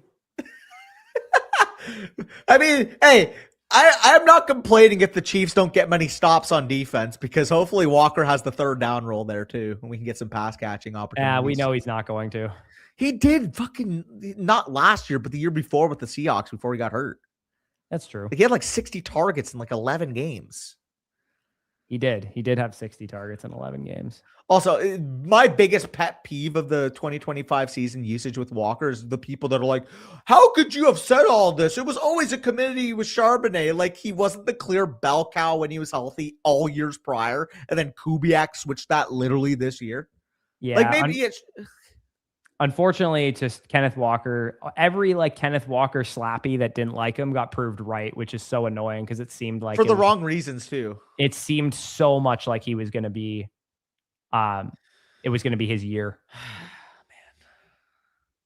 Man, it's like, by the way, somebody quote tweeted the Tua to the Falcons stuff. Falcons replacing Michael Penix by signing Michael Penix with 4 concussions and 3 additional birthdays. Oh, Michael, dude, poor Michael Penix and Tua, man. They just get ripped on so much. I don't feel this bad, would fix the Cowboys. It's literally fuck the Falcons, but I like it is funny to me that they all get ripped on like that. Hey Bush, this would fix the Cowboys, eh? Look at the chat. Vita Vea to the fucking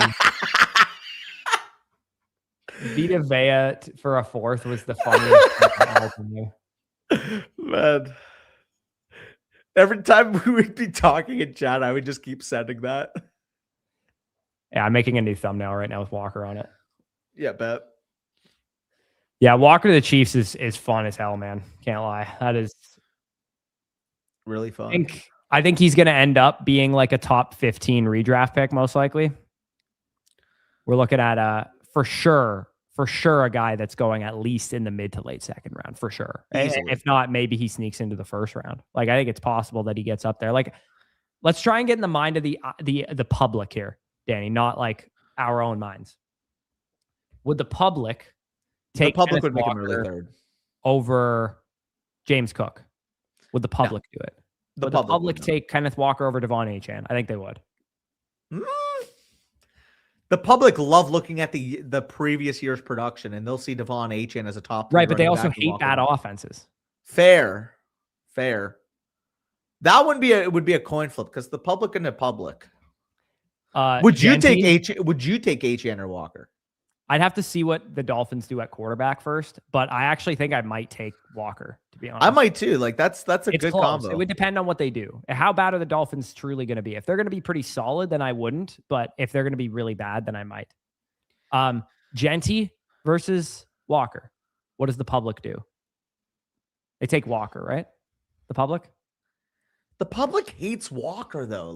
But they hate Genty more. Maybe. Oh, I'm not sure. Hampton? I would take Hampton over Walker. I would take Hampton, I think. Yeah. Love goes to the Commanders. I don't know though, because there is rumblings that the Chargers could add a third down back to that team too. Love on Tennessee or Washington or Walker over Love in that situation. I love Love, but like you also have the rumor, or not the rumor, the risk that like, oh, he's a rookie running back. He doesn't get his full workload till week 4. And it's like we kind of saw that a little bit with Genty until he fucking, I don't know. Or sorry, not Hampton or Genty. Jalen Phillips, 4 years, $120 million to the Panthers. Dude, Ricky is on a Linsanity run of being wrong. What? Jalen Phillips to the Panthers. 4 years, $120 million. 30 a year. What the fuck is Hendrickson going to get? Well, Phillips is way younger than Hendrickson. Yeah, but like, ooh, wow. It's a thickie. Also, The Commanders 3 years, reached a contract extension with Tunsil. That's not bad. That's good for him. Watson deal, the confirmation with the Rams. The Rams signed Jalen Watson 3x51 in addition to Jalen Watson is a corner, by the way, because I guess if you're fantasy players, you might not know all this stuff. Jalen Watson was formerly a corner of the Chiefs. He's now on the Rams, who just traded for their other corner, and Trent McDuffie. Jalen Phillips is an edge, who formerly was drafted by the Dolphins, had a bunch of injury issues, went to the Eagles last year and kind of revived his career. But get traded at the deadline. Yeah. The Panthers just signed him to huge money. And what I was referring to is that stupid dog on Twitter that everyone's idolizing. He's been wrong about everything. I mean, where do you have Jalen Phillips? He said the Eagles are going to re-sign him. So he probably got priced out last second. Maybe, but he's been wrong about everything. This is your king? This is your king. He's got real sources, by the way. He gets shut down every fucking time. Okay. Well, he might have real sources, but he's not right about anything. I mean, he's right about a lot of things. He'll be wrong on stuff, but also you got to keep in mind there's changing dynamic. I don't know. He's given CJ Golson vibes. No, not at all. Yeah, so Cade, that really annoys me that we re-signed him. Man. He better have come for like cheap. Dude, that's fucking bad. Let's see what we got here. That's like me. That's like us re-signing Ferguson last year. It's like, oh, really? Yeah. Like I get it, but like I wanted something else.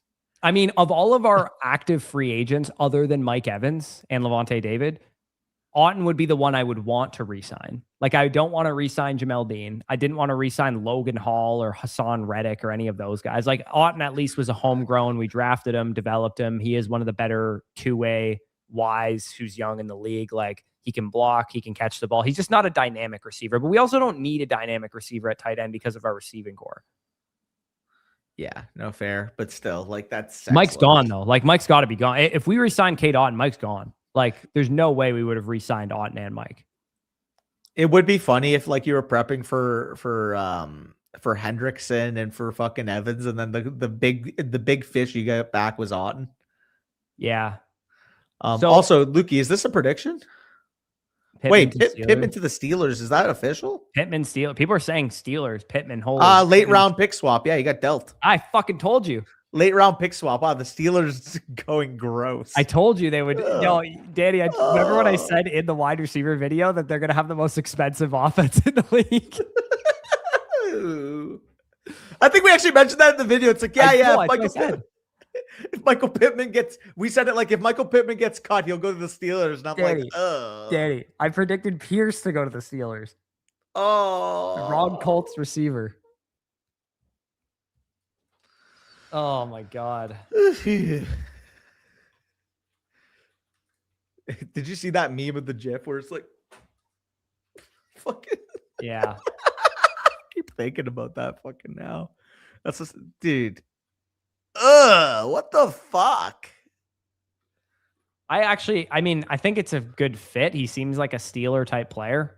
I just, it's kind of gross. So sexless. Sexless. It's like re-signing Cade Otton and Jake Ferguson. And you know what bugs me about that is that the only league I have Pittman in, I also have Metcalf in. In the CFL? Top 5 wide receiver duo. I think the Ticats got a better wide receiver duo than that. I will say, like, so you have those two guys. You fill out a slot receiver in the draft. You draft Antonio Williams or, somebody like that, Zachariah Branch or something. It's a well-rounded receiving core. It's not a bad receiving core. It's just, it's very Steelers. Like, it's very like, oh yeah, we're going to be like good, but not great. Like we're going to win 9 games like usual. It's like, how do we concoct the most 17th in the NFL wide receiver duo that I've ever seen? we are gonna build the most league average offense possible. Hey, we have a top 20 level passing attack. I mean, it's good. I'm starting to think Jaylen Warren's going to be really undervalued in fantasy. Yeah, probably. Trading Michael Pittman. Wow. Who the fuck? They're going to sign Derek Carr now, baby. The prophecy. Oh. That smells. Hey, how do we make the offense even more mid? Go sign Derek Carr. When I was in on Kenneth Walker last year, I just want to say I meant this year. Oh yeah, it's funny. Also, I just realized I got to relink fucking Twitter because it got unlinked when all the fucking hacking shit was going on. Let's clock that. I mean, I feel good about the number we got Javonte at too. I'm sure he would have gotten more than 8 million per if he tested the market. I hope Mike Evans goes to a team that I can root for him on.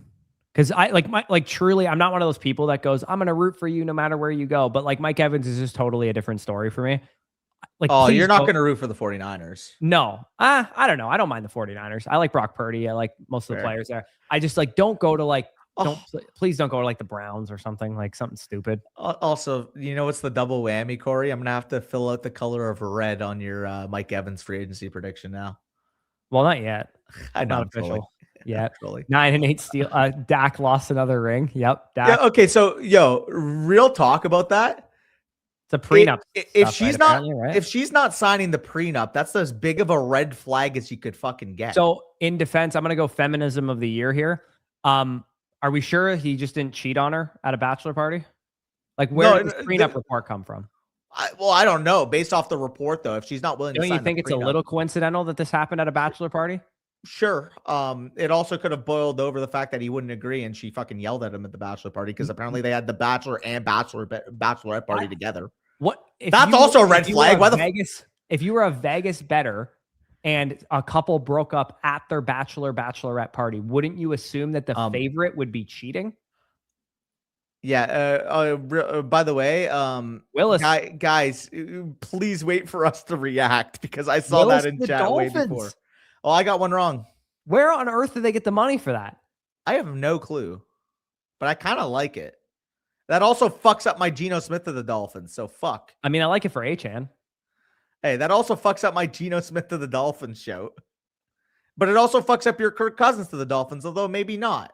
This is the thing with this whole like predictions thing is like you're gonna get like a lot of these wrong simply because they're gonna they're gonna compound. Yeah, they're Malik Willis 3 years, $67.5 million. I would much rather sign that than Daniel Jones for fucking 40. I'm actually surprised he didn't get more than that. That's what I'm saying. That's a good deal. Yeah, no, like again, obviously we don't know what the actual truth is behind it. Like, yeah, he could have cheated, she could have cheated, it could have been either or. But based off the fact, like, it was because she couldn't sign the prenup. It's like I would much rather that than fucking Dak just concede that and fucking lose half his thing if she was really in it for the wrong. I mean, I could literally care less, to be honest, but it was just funny that all the red pill losers were like, he probably wanted her to sign a prenup. I'm like, you don't even know that. No, I was just going off the report that I saw. I don't know what the. I know, but everyone jumped to that conclusion. I'm like, did anyone have a real report about that? Yeah, which is fair. Also, he cheated on her with Zeke. The Chiefs could very realistically draft Delane at 9 now. Yeah, I think they definitely could go after. They could definitely go after Delane. I think that Mackay and Tate are surely in the possibilities for Kansas City. One thing that I actually was yelling at us for not thinking of, Danny, how did we not predict Tyreek Hill to go back to Kansas City? I think there's just too much baggage from the last time he was there. I mean, maybe, but like he's not going to cost that much. Fair, but like when he he might be suited to be like a wide receiver 3 at this point in his career. Yeah, but like when he was leaving, he was basically like talking shit about the fucking Chiefs on the way out and shit. Yeah. But you're right. Like obviously, like from a skill set perspective, like you have him as like, I guess like, would you really want 2 injured, small, fast wide receivers considering fucking Xavier Worthy hasn't been able to pull together a full healthy season? Yeah, that's true. Do you want to? Might have a little bit of time here to do this review. You want to go through this review? Okay, let's go through this review. We got Finding Nico. I'm the commissioner of the league, and I had a monster team this year, but ended up with second place. I had to make some moves, keep some owners in the league, but I feel like I didn't lose too badly on them. That's crazy that second highest value too. It's crazy that you were like, I had to make some moves to keep some guys in the league. That seems a little wacky to me. Oh shit! We got another deal. We got another deal. All right, let me react. Okay, let's get back to this review because we got to react to some other shit. Isaiah Likely 3 years, $40 million to the Giants. I predicted that. You did. I'm getting bang. Bent. I'm getting bent. Bang. Let's go. Because I literally said in the video, it's like, yeah, Theo Johnson's not going to preclude them because they don't view them as the same position. You did. And I like when you picked him to the Giants, like if I was going to bet on it, I would have picked the Giants as well. I wanted to like pick something different because I don't want to just like not get any points if it happens. Fair. Yeah. Oh, okay. That's unfortunate. Also, yeah, no, that is very whack that you have to make moves to keep people in the fucking league. That's not your job. That is not your job. Quickly, before we get into his team review, where is Malik Willis in Dynasty quarter? I already had him kind of pretty high because of what a contract he was going to get. I mean, I don't think the Dolphins are one of the better landing spots. No, I don't think so either. I would have liked if he had gone to Arizona better for sure. He was at 24 coming in. Does he gain or lose any value from where you were thinking of him? I'll probably adjust him over Young and Stafford just because 3 years, 67 is still a sizable commitment. And like there was a possibility. I think also too, like even if he only starts this year, like you might get a top 12 fantasy quarterback season out of him. Yeah, no, that's reasonable. So I had Kyler 1 spot ahead of him, Daniel Jones 1 spot behind him, Tyler Shuck 2 spots behind him, and Matthew Stafford 3 spots behind him. I think I still keep him where he is.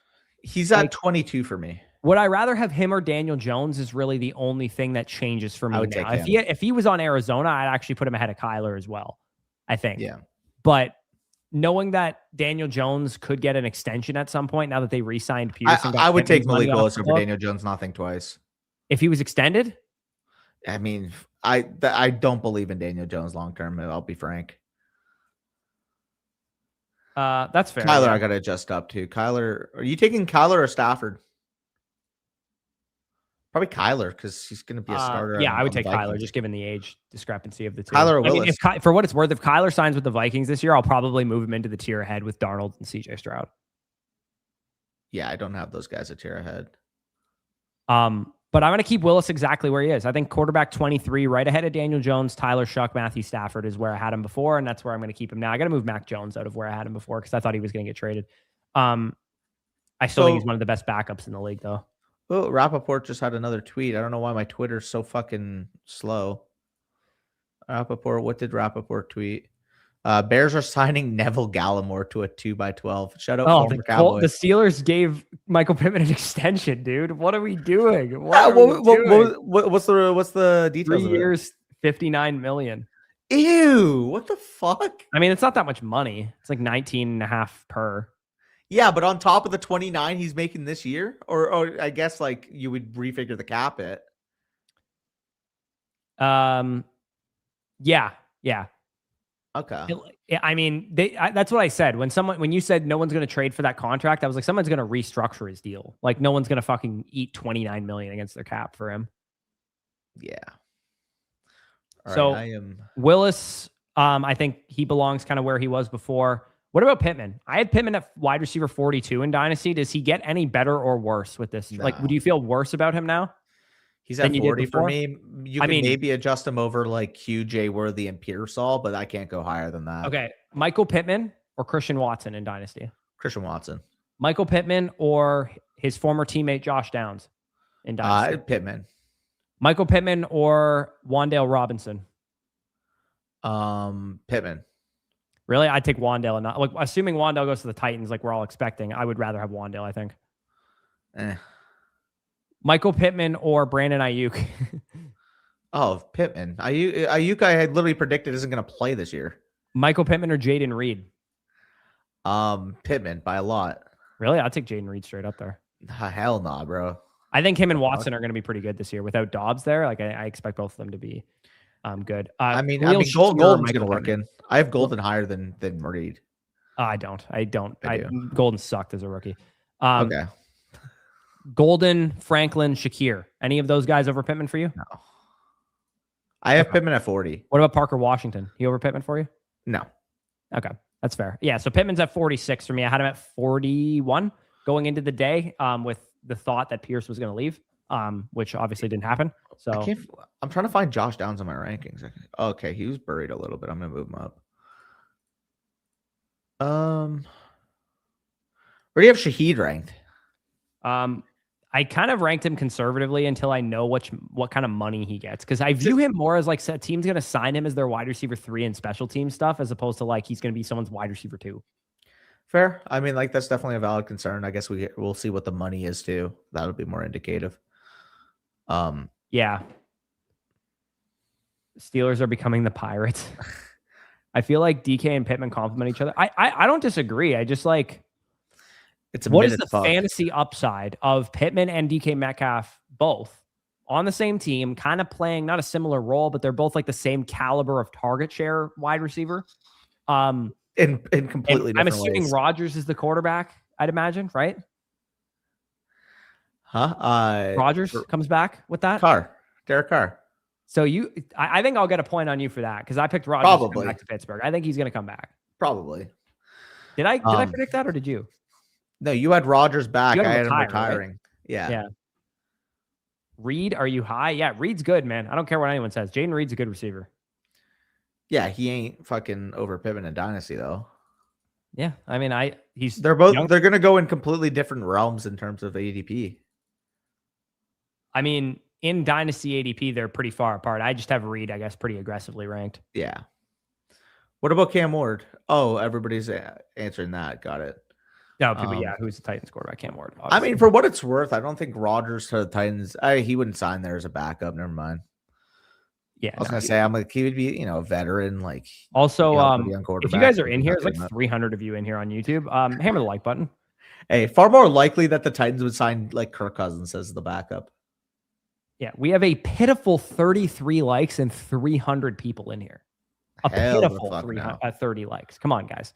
If we get this to 75 out of 300 is a very low bar. We get this to 75 likes, we'll give out some free trade questions and super messages if you want to ask a specific question. Like, hey, go into more detail about this or that, or you want to get your takes out there or whatever. Even if you're just like, I like this deal for X, Y, and Z reason, you can obviously use your super message for that as well. So hammer the like button. Let's get some free questions in the chat here.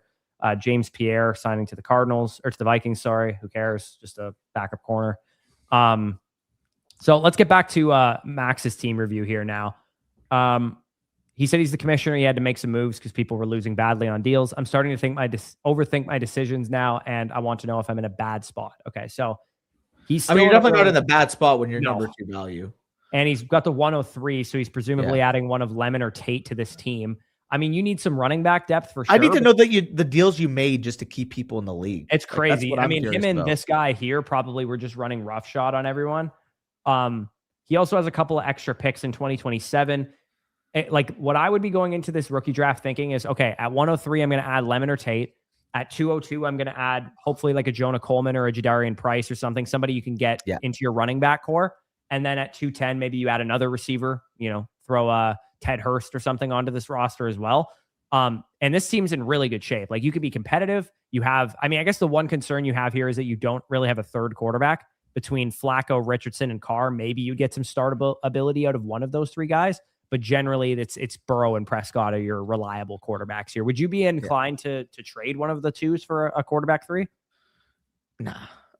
Do that in season if you have to. I mean, he has extra 2s and 3s in 27, so he could easily do it then. You might even get some early season utility from Flacco. You might get Derek Carr signing somewhere. Like, there's no pressing need to do that right now. Yeah, if Flacco goes to the Chiefs or something and he starts at the beginning of the season, or maybe he goes to the Jets and he's like a bridge quarterback for them, like it's possible that you could get some utility out of him. And unless Burrow or Prescott are injured or on bye, you're not going to need to start anybody anyway. Yeah. So I mean, it's a good team. It's definitely, if you had to make some moves to shed some of your best players to make people stay in the league, that's obviously I've never ever heard of doing that. Never seen that. I've never seen anyone do that. But I guess maybe if you're thinking these guys got screwed so hard in trade. I need to see what those trades were. Is there any way to pull them up in their history? What would you do in that situation if someone's like, I'm going to leave the league if you don't do something to balance it? I think if you want to do something, don't hit your face on the way out. That would be what I would suggest. But one thing I would maybe do, if these are your buddies and you don't want them to leave and it's going to make the league better or something, I would offer like a lottery system to get like the 113 in the rookie draft. Like get them an opportunity to win a extra rookie pick or something like that. Anything but being the cuck there. Yeah, I definitely wouldn't just give them players or picks or whatever. I would just say like, give them an opportunity because the league is unbalanced. Maybe the like worst 2 teams in the league get awarded an additional first-round rookie pick or something like that. That's when you just hit them with the too bad, so sad. Yeah, see you later, bye is probably what I would do. There's plenty of people in the fantasy space that are willing to take over orphans. It's just I'm picturing a world in which this is a group of friends where you want to keep them in the league. Like these are not randoms piece. Like, but if respectfully, if they're really your friends, are they going to threaten to leave a league unless you give them players? Like to me, I mean, some people have shitty friends, Danny. Yeah, well, okay, guess what? If they're shitty friends, maybe you don't want them in the league. Yeah. Also, shout out to you guys. We got this up to 115 likes now. So if you guys want a trade question or a super message, just put your Flock Fantasy username in the chat and say super message or trade question. We are not going to be giving away team reviews for this, unfortunately, because we don't want to be on here for 8,000 years. But if you have a trade question or a super message and you just want to get some takes out there, feel free to do that. You're not wrong, by the way. You are not wrong, dude. Stuff. That is socialism. We could do some big boards if we wanted to, if Spicy's around. That's like the Trudeau of fucking actions. It's just fucking. It's so in Canada, we just got announced like about a month ago. We got announced this rebate on groceries, and our government's too stupid to recognize that what's going to end up happening is grocers are going to raise prices now because people are getting a rebate. So giving someone a rookie pick is essentially the equivalent of that. So we got a Mark Carney solution for for grocery prices being too high. I mean, we could just talk about the cut in terms of overall scholarships by Ford, and then a month later, what was just announced. Yeah, dude, like our government's dumb as shit. We don't have to talk about I know we can talk about Canadian politics. Yeah, let's not make it political, but also what the fuck. It is fun that we can talk about politics though, and not have everyone rage in the chat, because the second we mention American politics, we're gonna have a million people just absolutely absurdly mad in the comment section. But God, Canada sucks. Yeah, Canada is terrible. Government. Let's just give out $100 million in terms of foreign scholarships after the Ontario government cut down on scholarships to Canadian residents. That makes so much sense. Yeah, so dumb. Anyway, fucking hell. Anything you would do with this team? Because I mean, it's in good shape. You add a couple players, you're right back to contending, I would imagine, right? Like you have the second most valuable team in the league. You have flexibility in season to move for a third quarterback, move for an additional running back, move for an additional wide receiver if you need it. Pretty much just Carnell Tate. Maybe you get a running back with one of those 2 seconds and you're on your merry way, right? Yep, for sure. Maybe if you want, because you're a little weak at wide receiver, see if that 202 is enough to get it done for Travis Hunter, just because Hunter is one of the biggest buy lows in all of Dynasty right now. Anybody with like a 110 to 203 rookie pick should be sending out an offer for Travis Hunter, in my opinion.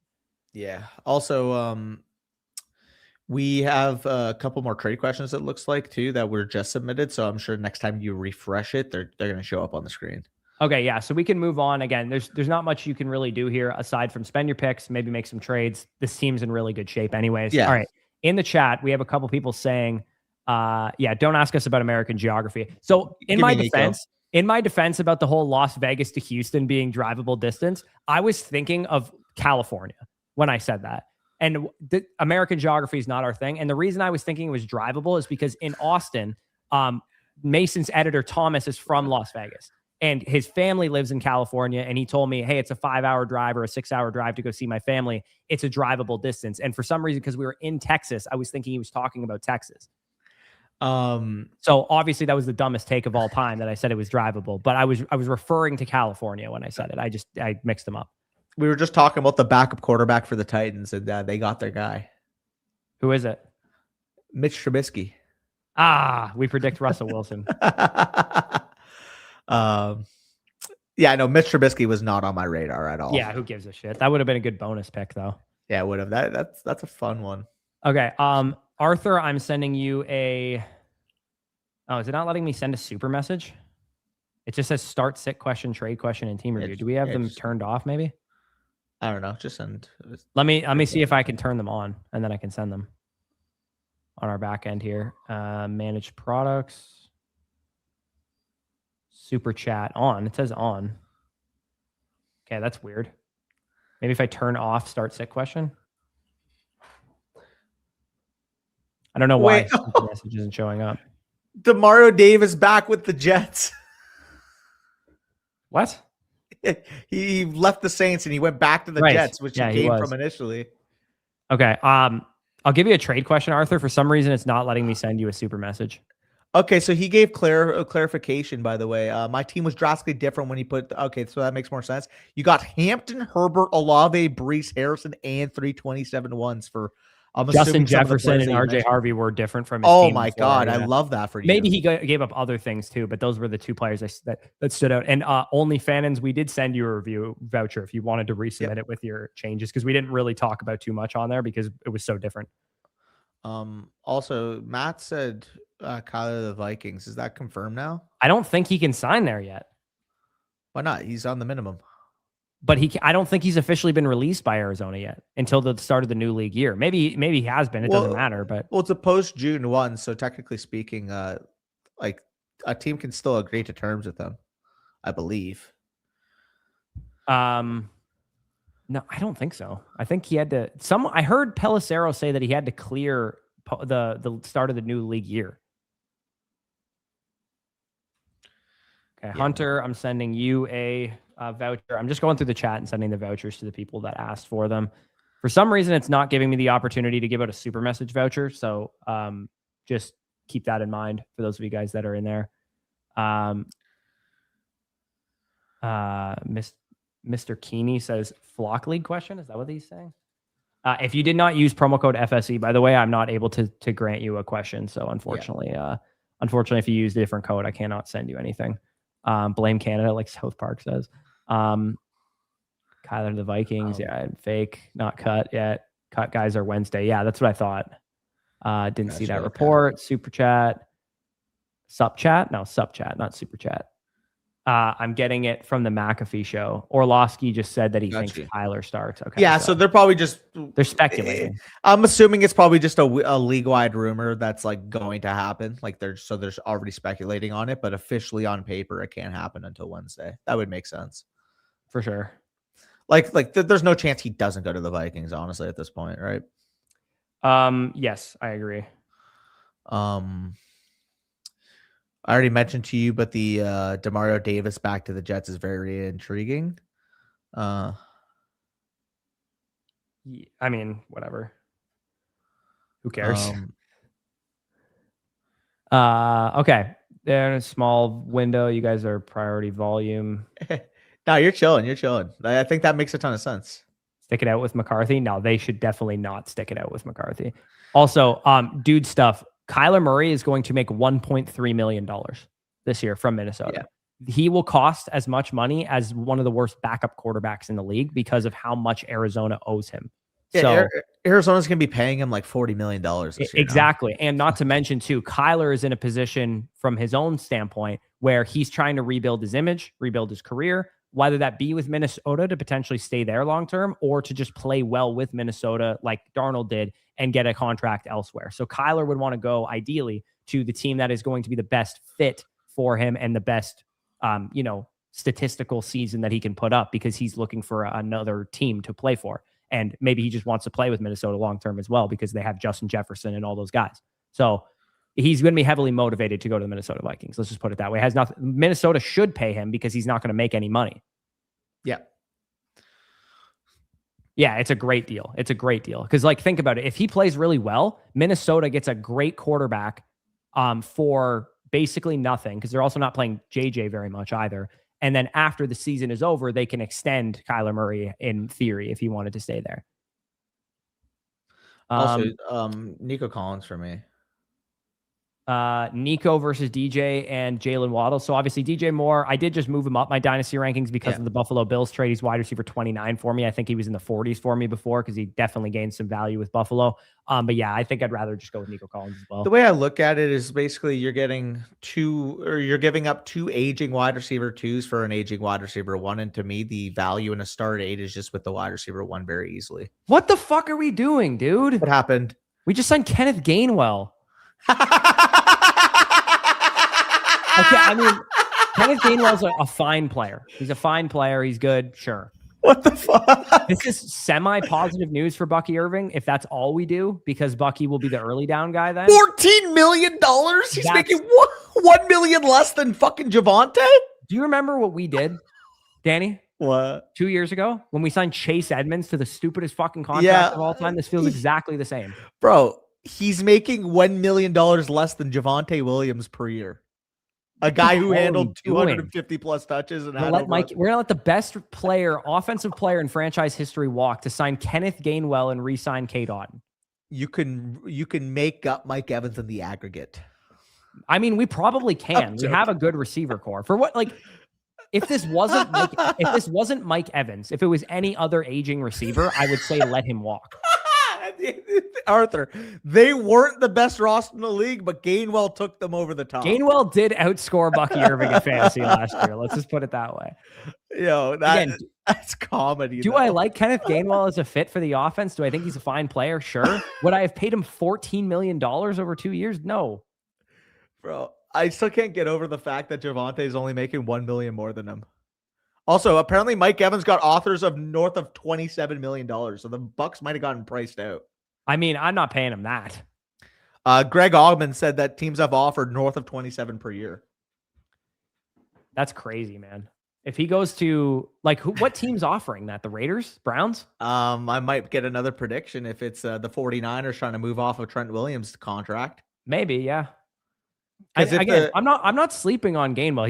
He's a good player. Like he's going to contribute to our offense, and I would say like a reaction way. Kills me. Why do we do that? Like, what's the point? I heard your reaction. I'm like, what happened? And I saw Kenneth Gainwell. Like, what's the point of that? Like, Cade Otton and Gainwell, good glue guy contributors to the offense. Obviously, your centerpieces are going to be Egbuka and Godwin and McMillan and Tez Johnson and all these guys in combination with Bucky Irving, but I just don't feel like it upgrades our offense in a significant way when right now we have spent $0 on our horrendous linebacker and edge positions. Look what someone tweeted. Maybe Jason Light's just going, this free agency window sucks for edge and linebacker talent. We're going to take some veterans off the scrap heap a couple days from now and just draft those positions. Totally fair. I just wouldn't be spending the money that you have right now on Kenneth Gainwell when you could draft a running back in round 3 or 4 and make up that role. Corey. What is that? Next season should be fun. That's crazy. That's insane. It's crazy. Okay, let me share that. I don't think it's official, right? Bush is so upset. Again, am I going to cheer for Kenneth Gainwell when he scores 5 receiving touchdowns this year? Yes. I just don't really love the move, to be honest. Hey, bro wanted Trey Hendrickson. He didn't have Trey Hendrickson money. Kenneth Gainwell time it is. Yeah. I'm thinking of the fucking Peanuts meme. Bush, what are your thoughts on Egbuka next season? I mean, if Evans is going to be gone, I think where does Egbuka go in redraft if Evans is gone? Where do you think he gets picked? 3rd or 4th round. Like where Garrett Wilson was going last year, probably? Oh, probably, yeah. Also, yeah, probably 3-4 turn. I just picked the lowest quality fucking version of that I've ever seen. Yeah. Gainwell's over 2 years, by the way. You thought he was 1 year for $14 million? It's over 2 years. There it is. Little bro wanted Trey Hendrickson, but ain't have Trey Hendrickson money. Kenneth Gainwell, it is then champ. Do you you didn't think that we paid him $14 million for 1 year, right? No. What did you 2 pay by Javonte? 14. 3 by 24, 8 per. So we didn't pay more for Gainwell? No, I said we paid Javonte only $1 million more per year. Oh, I thought you said we paid more for Gainwell. No. Burn the Buka jersey? Hell no. I'm wearing an Evans jersey because I know he's about to sign somewhere else. Anzalone bucks? That will be happy with. Yeah, there we go. 2 years, $17 million. There we go. We need a fucking linebacker for God's sakes. Is this why are we spending so much money? Are the Cowboys gonna get Trey Hendrickson? The Bucks are spending all their bag. Those are like the 2 landing spots he was rumored to. Maybe Ricky was on free agency recap vid outlining your guys' thoughts. Yeah. I would say probably not today, but more we'll probably do a bigger video with more signings in it rather than doing 2 videos, if that makes any sense. We could do one today, depending on how many signings we get. Based on the amount that we've gotten so far, I would say it's more likely we would do one tomorrow. But if we have like in excess of 15 plus guys to talk about, then we'll do it today.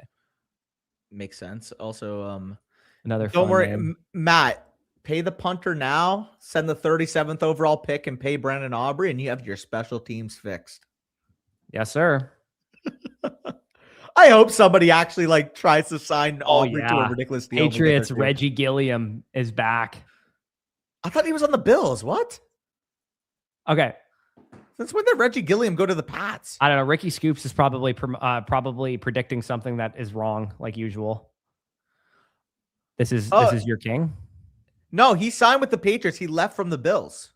Oh, okay. Reggie Gilliam was on the Bills. I didn't know that. Yeah. Okay. Bucky Irving goes up, down, or stays the same based on the Kenneth Gainwell signing. What do you think? Kenny Gainwell. Wait, Bucky Irving? Yeah. Does he go up, go down, stay the same?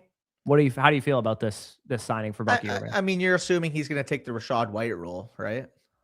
I would assume so, yeah. And you guys lost Tucker, so by definition, I mean, like, it's probably at even, if not a little bullish, because the Tucker goal line rules. Well, and also this, presumably, we're no longer going to sign Tyler Allgeier or something. Yeah. Like, what bag is Allgeier going to get? Allgeier's going to get money, dude. I'm calling it. Allgeier's getting 3 by 25 or something. Like, he's getting Javonte's contract. I would be fucking over the moon that we got Javonte before free agency started then. I would rather, like, call me crazy. I'd rather have Allgeier than Javonte. I think that's, like, it's fine to say, like, oh, if you miss on Javonte's more proven at this point. I don't know. He also has way more injury history, way more tread on the tires, and Allgeier's a more, like, explosive guy at this point in his career, in Javonte's career. I mean, they're probably. Like, I would take Allgeier over Javonte. I don't even think it would be close. I think that's outrageous. Javonte's fine, and he was good at his role, but he's. I like Allgeier, but he's got 1 year as being like a productive starter, and that was right. But he also so does Javonte, and Javonte's significantly more injury history. But he just had it this year. And we know that he fits the scheme, whereas whoever signs Allgeier is like you're taking the shot that he can. He fits the team, man. He's a power back. Sure. But if I'm the Cowboys, I would much rather have Javonte because I know he works in the scheme. I would love that. That would be fun. If Allgeier went to Seattle, that would be a fun landing spot for him. I want him to go. Fuck! If nobody's signing him. No, he's not going to get a 4-year. Running backs don't get 4-year deals. Shit. I would say that would be insane. The best landing spot for Allgeier, the absolute nuts, in my opinion, is probably going to the Vikings or Seahawks. I would say that's probably the best spot he could go to, where he would be like the starter for a good offense kind of thing. Is this a prediction? Aaron Jones going to the Steelers? A new leader in Tampa, Alex Anzalone. Also, Rich Samini said that to keep an eye on BTJ for the Jets. BTJ for the Jets? That's what Rich Samini said. Okay. I mean, fuck.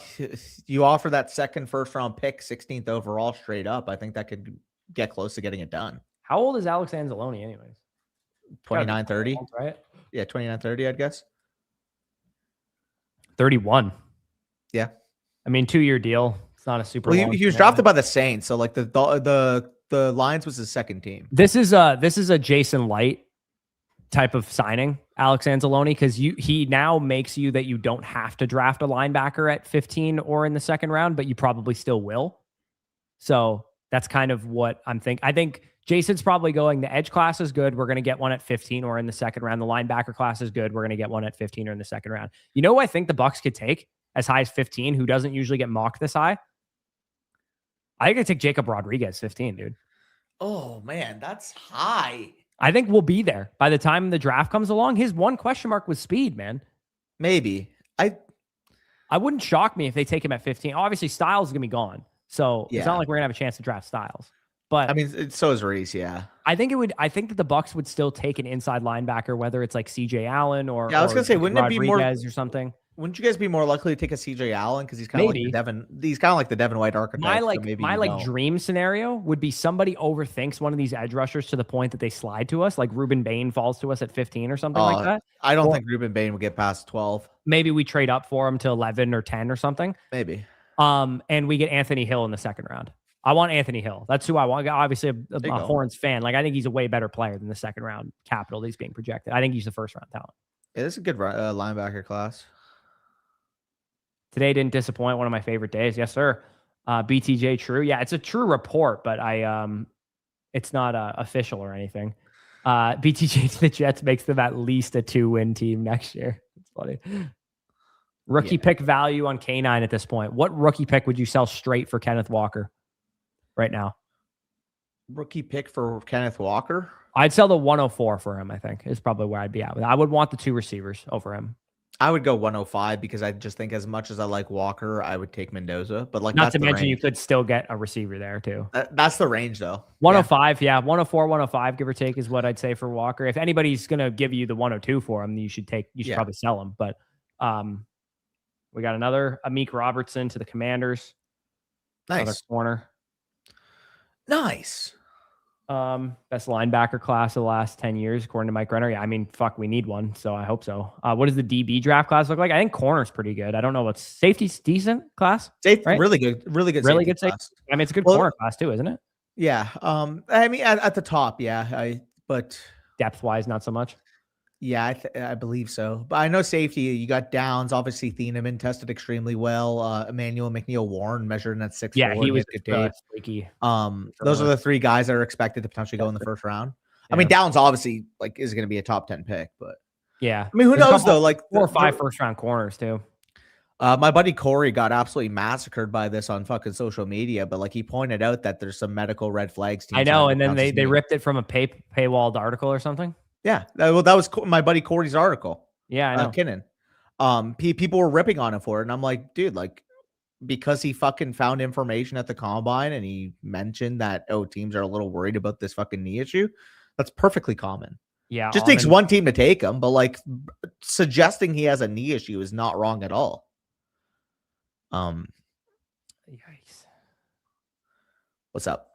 Yeah, there's no way we're re-signing Mike. Mike is definitely gone after 3 signings. We've made half the signings that have happened today, it feels like. Yeah, all needle movers for sure. I mean, Anzalone helps our defense for sure. I think that's the one that I'm the most excited about. I think Gainwell is going to be a fine addition. I just don't like how much we paid him. But he played well enough last year that it makes sense why he made that much money. Yeah. No, I like Kenneth Gainwell was like a league winner in fantasy last year. He was sick at the end of the year. I would say so. I don't think we're gonna get Caleb Downs at 12. Maybe this is a toxic thing for me to say, but I fucking hope so, dude. If Mike Evans retires, like, if he can't play for us, I don't want to play it anywhere else. 27 million is what he's commanding, which I mean, I get it. Yeah, we got a trade wide receiver. We got a trade question here from Arthur. Trevor Lawrence and Jordan Love he'd be receiving in exchange for Joe Burrow in the 205. I love me some Joey B, but 2 like franchise quarterback assets is pretty hard to pass on. Yeah, I think I'm taking that too. Like Love is like also right at the edge of the tier that I would do this with too. Like if it was any worse of a quarterback, I probably wouldn't do it. Like if it was Stroud or something. So 2 things. First, I have Trevor Lawrence ranked higher than you anyway, so I would do it. Second of all, we mentioned this guy potentially being on the move. When I talked about like I thought likely going to the Giants would make sense. The landing spot that we were talking about was the Titans, and Daniel Bellinger just signed there. That reeks. Maybe it's good for Gunnar Helm. Yeah, I mean, like they're both, like completely different athletic profiles. But what do you? Okay, interesting. Let me ask you this on Bucky really quick. Bucky Irving was roughly somewhere between RB 6 and 9 for most people in Dynasty going into the free agency window, right? Give or take. Yeah. You had him around James Cook, Kenneth Walker now, Jonathan Taylor, give or take. Yeah. Is Bucky Irving worth a mid 1 and a mid 2 in 2027 in a trade? Or in 2026? Like, is he worth the 107 plus a mid 2 this year or a future mid to late second and first next year? Probably around that, yeah. So like a Casey Concepcion in a 2? Yeah, so you could argue that Bucky Irving's value stayed the same, more or less. Yeah, I think it has stayed the same. Like something was going to he was either going to lose goal line work with a big back like Brian Robinson coming in, or he was going to lose receiving work. I guess the question is, which one did you want him to keep? I guess the goal line stuff, I would rather him keep than the receiving stuff because he wasn't getting a ton of it anyways because he's not very good in pass protection. Yeah, no, that's fair. So I actually kind of like the Gainwell and Bucky signing. We're just a little small at running back. Like I'm a little worried that we're not going to have any like short yardage options. That's fair. Like are we use Cade Otton on QB sneak? You know who I randomly thought of, by the O'Keefe? way? You're mentioning like potential roles. I just thought about J-Ron Curse randomly. And I'm like, Your tight end eliminator that you used to have? Because you mentioned random tight ends, and I'm like, oh, I remember my tight end eliminator, J-Ron Curse, and then he hasn't been in the NFL since 2023. I didn't even know that. Ew, maybe he was shit the whole time, like we said. He was good, and then 2023 he kind of fell off, and then he got hurt. You know who he is for Tampa? Mike Edwards. Mike Edwards, that's your tight end eliminator. Or like Jordan Whitehead, even too. Like they're both like just kind of shit, like average safeties that seemed better because they were on your team. Yeah, like they had a specific role that they were good at, but they weren't really good at much else. Again, maybe I'm copiuming a little bit, but like the fact that all these Steelers fans are going, man, we're gonna miss him. Like it seems like a good thing to me for Kenneth Gainwell. We also have no special teams returners, and maybe Gainwell can help us out there too. Hey, Corey. What? Oh. What's that? Kobe Bryant to the Bears. Yeah, I did see that. Emmanuel Wilson to Bucks prediction. Rather see him on Tampa Bay. I mean, Emmanuel Wilson kind of stinks. That's my guy. You remember I was drafting him pretty aggressively last year. Yeah, day 3. You know, would be really great compliment to the 2 running backs that they have. A thumper.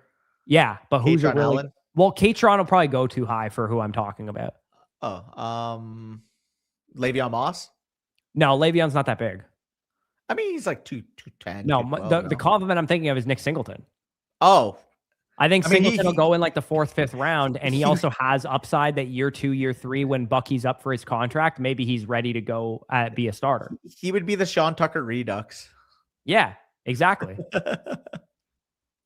I would be down. I've seen people actually, like Pewter Report has talked about that they like Singleton, like that they met with him at the Senior Bowl and, liked him and whatnot. I would love Singleton on the Bucs. What the fuck is Marcus Mosher talking about on Twitter? He quote tweeted the Kenny Gainwell signing. He's like, this is a huge bummer for Bucky Irving's dynasty value. I mean, it hurts his receiving appeal for sure. Sure, but Keelan Black's a good call too, as a late round thumper as well. Sure, but that's just hilarious to me. It's like, that's a big bummer for his dynasty value. All right, Marcus. Okay, Marcus. Yeah, the Steelers seem upset that they lost him. Like every Steelers fan's like, he was so great for us last year. Like, really sucks. Bucks Twitter is going ballistic. They love it. They're like, fantastic replacement for Rachaad White. Yeah. I mean, I'm warming up to it. I'm copiuming my way into it, but it's I just don't love the money. If we got him 2 years, $9 million or something, I'd like it better. But it's in the grand scheme of things, maybe it doesn't matter. Yeah, no, I feel you. Adam Farrell, that parody account goes, the identity of Ricky Scoops has been revealed. The man behind it. I saw it. Daniel Kelly. Yeah. Bro, Daniel Kelly that's the biggest doofus ever, man. Yeah, Warren gets a boost. So for those of you guys that have Caleb Johnson bags that you need to unload, you got about a 2-hour window to do so until the Steelers add a running back to their backfield, because people might be like, oh, they let Gainwell walk. Maybe Caleb Johnson's going to be something now. I mean, it's not impossible that he would be something. I would use that opportunity to sell. Apparently, so Jane Slater talked on the NFL Network and said that the Cowboys are very likely to sign Nakobe Dean, likely to sign Jalen Thompson, and there's a potential opportunity with Trey Hendrickson is what we're looking at, because your team has made all the signings, and my team made a trade. Okay, my team. I wonder if does Spotrac have or spot? How do you say it? Is it Spot Rack or Spotrac? I don't know. Spotrac. Spot Track. Sure. Like that. Is it up to date? Do you think of cap space? I doubt it. I mean, this has got to be a huge day for them though, right? Like they probably got somebody working the caps. Maybe. We're down to 11 million. I think that's what we were at before. So, but yeah, because the cap is fake to us. So they'll probably adjust it on Wednesday, because keep in mind, teams can sign deals with. Right. Yeah, that's a good point. Yeah. They can't actually officially sign anything yet. They also probably don't get the contract details until it's signed, like all of the contract details. Well, that and again, teams still would have 2 days to open up cap potentially too. The Lions just signed Panthers center Cade Mays. Interesting. 3-year, $25 million. Yeah, he could play center. Yeah, because they let Glasgow go. Ragnow retired. Well, yeah, no, they let Glasgow go. No, was he their center? Or he was a guard last year? Yeah, he was a guard. I thought he played center last year. Graham. No, they started what's his name from Georgia, didn't they? At center last year? Jared Wilson. I thought Jared Wilson was playing guard for them and Glasgow was their center. No, wasn't what's his name? Ratledge. Wasn't he playing guard or center? Glasgow's listed as center on ESPN. Okay, then maybe. I mean, I want to see their depth chart. I thought Glasgow played center for them. I thought Ratledge played center for them. I mean, I thought they had a rookie center last year. Maybe he was a guard. I don't know. Yeah, Cade Mays. Okay, I just saw that too. Malik Willis is hyped. Super excited to be down here. Excited to go to work and try to do something special. It's a blessing. That's the most fucking post-signing quote I've ever heard. I know. Hey, I can't wait to come down here and do something special. It's like, what player doesn't say that immediately after they sign a contract somewhere, you know? Yeah. 8 Crazy Nights here has Tyler Allgeier and Malik Neighbors for George Pickens, Zay Flowers, and the 111. This is an interesting deal to dissect here, Danny. What do you think? Flowers, Pickens, 111. I think we can all agree those are like 3 more needle-moving assets than Tyler Allgeier represents, as much as we like him as like a, anecdotal solid option. Neighbors worth that? Like, in terms of total value in this deal, we're talking like Pickens is worth at least 2 1s. Flowers is worth probably a mid 1 and 2 at least. And then the gap between Pickens and Neighbors is less than I have it. I'd say it's a mid 1 probably gap between Neighbors and Pickens for me, but like even still, like the 111 plus like a 2 would get that done to close that gap. Yeah, like I have Pickens at 32 overall. You have him at 37. I have Neighbors at. I'm at 12, 60. So I'm definitely having I'm higher than you overall. I'm scared to ask who you have Neighbors over. I have Neighbors over Lamb, if that's what you're going to get mad about. It's just an age thing. In a startup, I want the younger player. I would prefer the player not coming off the compound knee. That's fine. I'm not really that. Neighbors is such a great athlete and he's so young that I'm not really that worried about the knee injury. Like, obviously, it affects his ability to get on the field and play at a high level right away, but he's literally the best prospect in the history of my model, dude. Like, he's just a fucking freak show. I feel you. Also, appreciate it, Dylan. Appreciate that. Congrats on the likely pick. What happened with... Oh, Isaiah Likely to the Giants. Yeah. Okay, also, shout out to... I can't believe we haven't mentioned this. Danny, one time, what are you, 26 now? Yeah, I'm kind of unk, unfortunately. Danny is officially in a sell high window at running back. Fuck, man. Fuck, it do be like that. I'm like, if I was Todd Gurley, I'd be retired right now. Like, I'm cooked. I think I'm exactly 5 days younger than Jamar Chase. Yeah, isn't I saw someone Servassier Dennis, who every Buccaneers fan hates. His birthday is also today, and we like just signed his replacement 10 minutes ago. So 2 things, by the way. A, I'm 8 days younger than Jamar Chase. B, you know who I do share a birthday with is fucking Najee Harris, baby. Let's go. Tone Center. I share a birthday with Jalen Knoll from Let's go. Texans. Yeah. I'm 4 years older than him exactly. See, I searched up celebrity birthdays. Servassier, Danny, by the way, Servassier Dennis is exactly the same age as you. Like, same year, same day. Shout out Servassier. You know who else is fucking... It's burnt in coverage every 5 minutes. Hey, shout out Sanisa Lee. We're the same age, we're exactly as accomplished and everything. Is that the Canadian... the gymnast. Oh, no. I'm thinking of the Marvel guy. Oh, no. I said the guy who was on Corner, the Corner Store show. Kim's Convenience. Oh, okay. Do you know Sunisa Lee? I've heard the name. I don't really know though. The gymnast, same age. The guy that was in Star Wars. My gymnast age isn't that washed? Aren't you at that age as a gymnast? Aren't you kind of washed? She's 23. So, but like same. Oh, okay. I thought you meant same. Yeah, same age. Same exact. Yeah, that's who I was thinking of. Simu. Same exact age as Kabi Lame, the guy on TikTok. He had like a bunch of fucking followers. Evan Stewart has the same birthday as me too. Matthew Gray Gubler, Criminal Minds, I believe. I've never watched that show. Okay. I Bow know Wow. what the show is, but I've never watched it. Bow Wow. There you go. Oscar Isaac. He was in the Star Wars. He played, I think, Poe. Yeah. Is the name. YG. You know YG, right? You have to know YG. I do, yeah. There's a song, there's a very famous song by him that I cannot repeat. Yeah. No, you're not allowed to say it. I share a birthday with Fat Rick. Who the hell is Fat Rick? A guy named Rick who's fat, apparently. Fat Rick. Steve Wilkos. What? Who? Steve Wilkos? You've seen his face before if you search it. 100%. That's an iconic face. I don't even know what show he's on, and I recognize the face.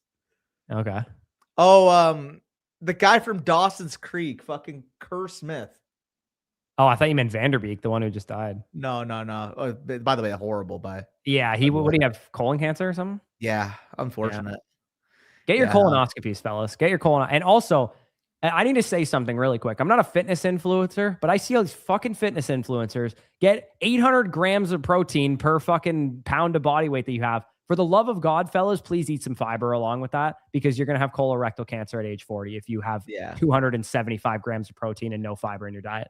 Yeah, no, my gastro definitely needs some improvement. Like, for sure. If you guys are making your little protein bowls with all your ground beef and your, Greek yogurt, avocado, and your tuna and your avocado, you need to eat a full ass pear with that on the side, or like drink some Metamucil or something. Like, you need fiber if you're eating that much protein. That is the end of my TED talk. If take you your vitamins, protein, you need to fucking have fiber. Take your vitamins. Yes. Okay. This trade, I'm assuming you're going with the Pickens side? Yes. Okay. Go with the fiber advice. Dude, fiber's important, man. I've already had a colonoscopy. Have you had colonoscopy? I'm only 20. How old am I? 27? What age am I? 27. I'll be 28 in September. I have no idea how old I am. But I had a colonoscopy 3 years ago. I remember it was Sunday morning or whatever. I was doing a live stream while preparing for the colonoscopy. Was that invasive though? Like, no, you're out cold for it. Oh, yeah, but it happened.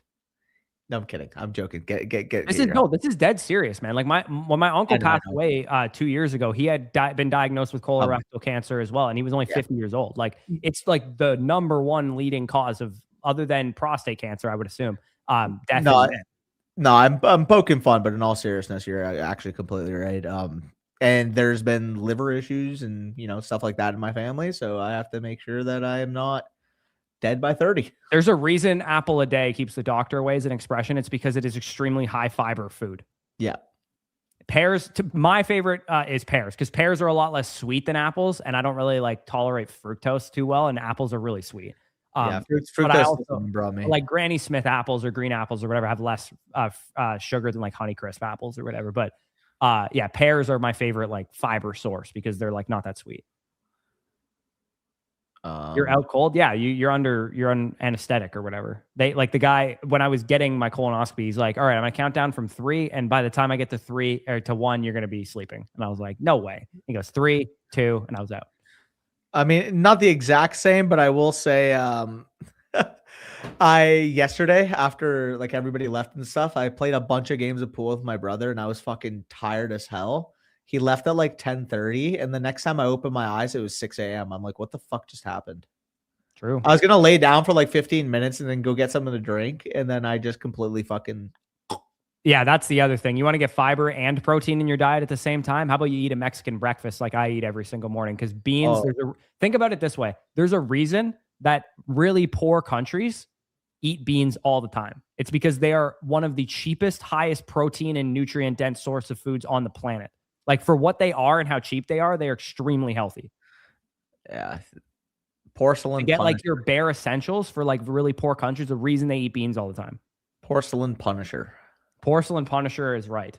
But make burrito bowls, make your, what I love to have for breakfast every morning is 3 eggs, a hash brown or some hash browns, avocado, salsa, beans, goat cheese. I basically have a lot similar in terms of hash brown with eggs. I'll put on a little bit of a garlic powder on my eggs, and then I will have it with hot sauce. Yeah, hot sauce and salsa are the best egg complements. And also, I like putting in stuff like that. Get some meat in there, like a pork patty or some bacon or whatever if you guys are into that.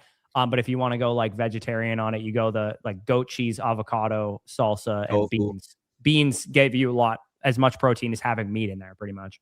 Yeah, no, you're not wrong. Bush be ripping ass. Yeah, that is fact. Bro, why do I see a parody account? It's just like, I'm told Eagles GM Howie Roseman has been having diarrhea all morning and can't keep up with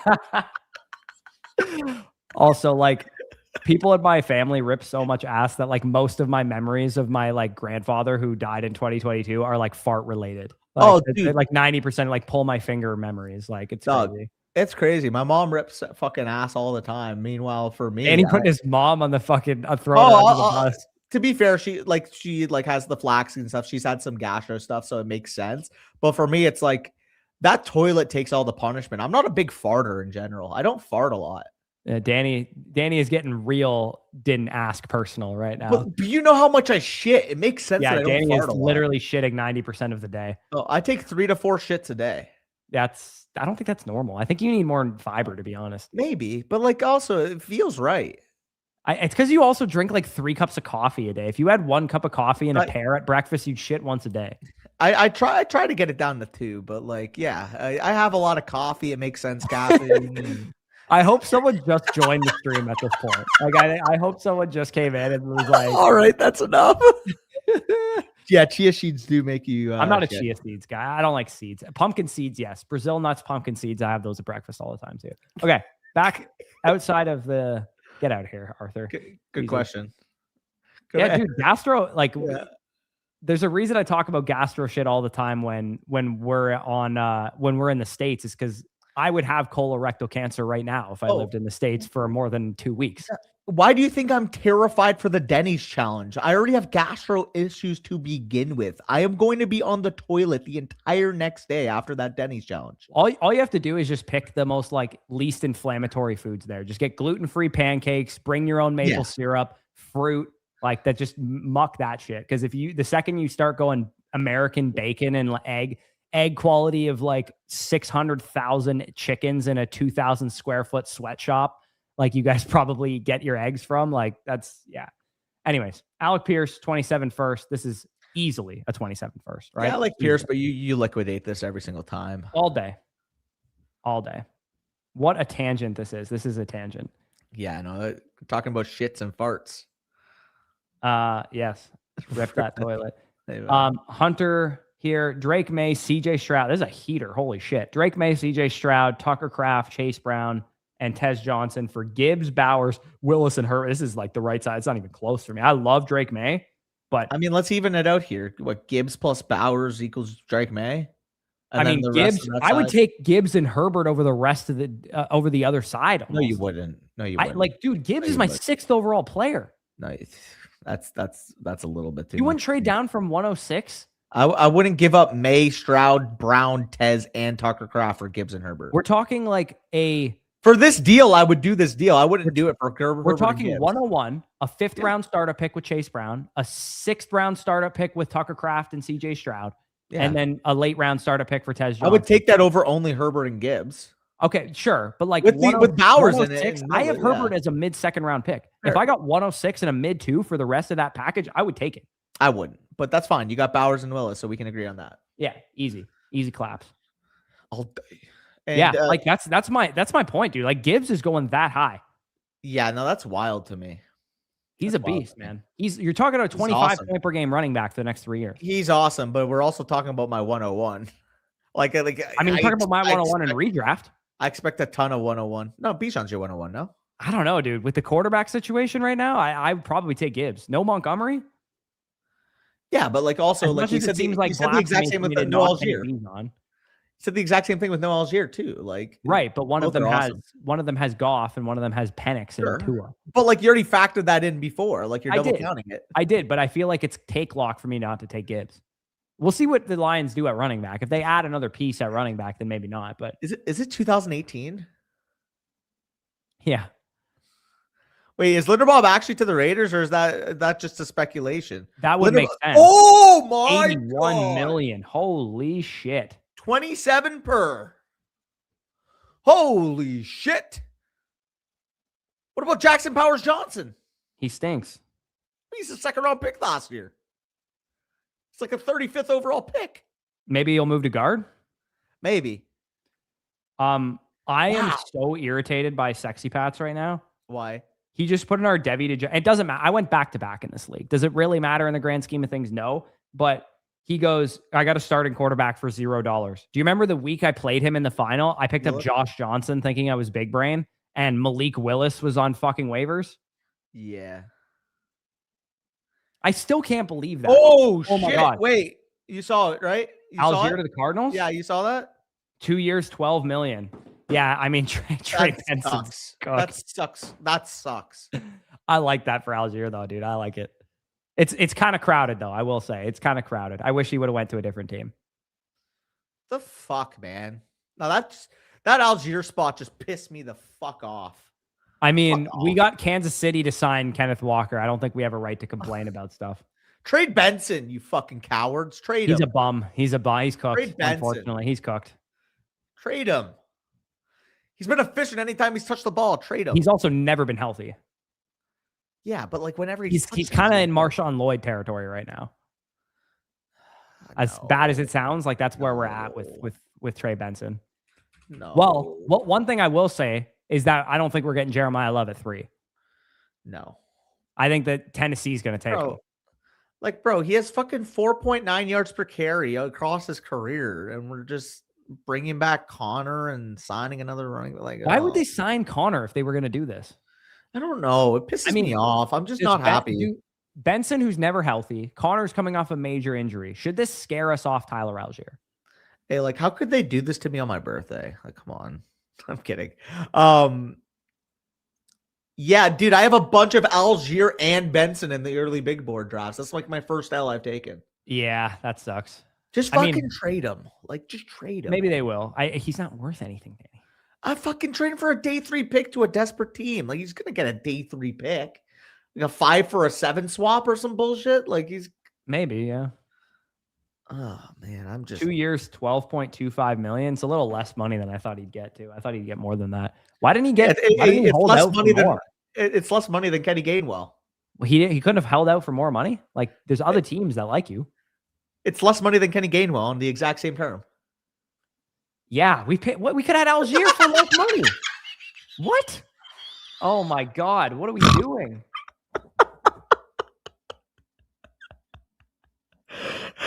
When I saw you realize that, you're like, wait, what the fuck? Oh man, this is comedy. This is comedy.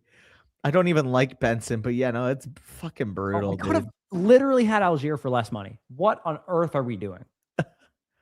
Oh my God, I would have much rather had Allgeier than Gainwell. Much rather had Allgeier. Oh my God. Obviously not for fantasy purposes. It would have sucked for Bucky, but as a fan of the Bucks, I would have preferred it. That's unfortunate. So that means that Connor accepted like a fucking minimum deal then, pretty much, like in terms of his pay cut. Because otherwise, maybe that was like a charity deal that they gave him. Like, hey, thanks for all the great years. You're a great team leader for us, kind of thing. Like, is it possible he might not even pass a physical? Probably. His fucking leg is cooked. God, that's so annoying, though. I actually drafted so much Benson. I mean, Tyler Linderbaum getting $27 million when the next highest paid center was $18 million. Creed Humphrey is pretty fucking insane. Yeah. But good news for Genty. That just reset the center market, that's for sure. The fact that we could have paid Allgeier less than Gainwell is fucking irritating as hell. Maybe his thought process, though, Allgeier might have said, I want to start, or I want to be in a position where I can compete for a starting job, and you guys have Bucky Irving. Because if I'm Allgeier, I want to go where I can play more. He's been behind Bijan all his career, pretty much. By the way, Daniel Bellinger got the exact same deal as Javonte Williams. What did we pay Cade? Probably more than 3x24. What do we? I never even saw the deal. The numbers didn't come out, I don't think. It doesn't say. 3 years. I mean, you have to assume he got before 3 p.m. clarity is expected on the Mike Evans situation. Okay. Oh, that's not a good sign for you. Very interesting report from Peter Schrager. Says Jason Light and Bucks have been desperate to bring back Mike Evans. Have made multiple offers. Says if Mike Evans leaves, it's in Mike Evans' decision. Yep, he's gone. Storming $1 like it's January 6th if Mike Evans leaves. It's crazy.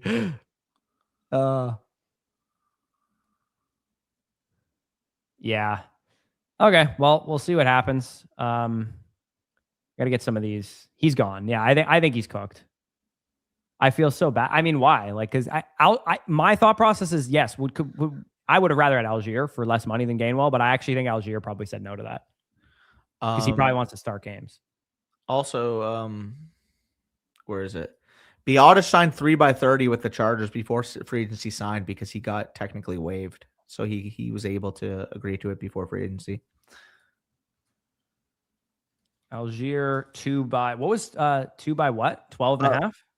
12.5, and also Linderbaum's deal 12.25. 12.75, I believe. I don't think that's right. I believe it was, no? I think it was 12.25. Oh, okay. Hold on, let me look. By the way, Linderbaum's deal reset the market on Creed Humphrey by $9 million. 2 by 12.25, yeah. 12. Oh, okay. To Arizona. I'm just adding into the ticker the deals that have gone through here. Linderbaum, yeah, you love to see that. This is some straight hater energy, considering one of the other 3 teams in the discussion is your literal division rival, by the way. Who? Like, the Bears are one of the biggest competitors for Hendrickson, but he says, please not Dallas. You are a fucking Packers fan, brother. You should be hoping, please not Bears. True. Bellinger getting 3 by 24, a little shocking to anybody? Like that amount of money?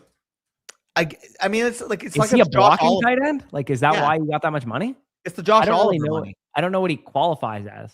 Well, he's definitely a Y. He plays a lot in line. But is he like a good blocker? Does any Giants fans want to give me some insight on that? Yeah, no, I believe so.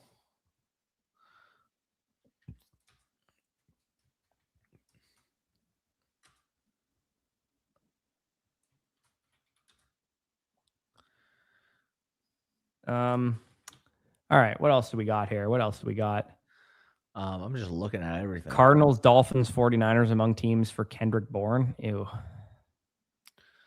Who the hell cares?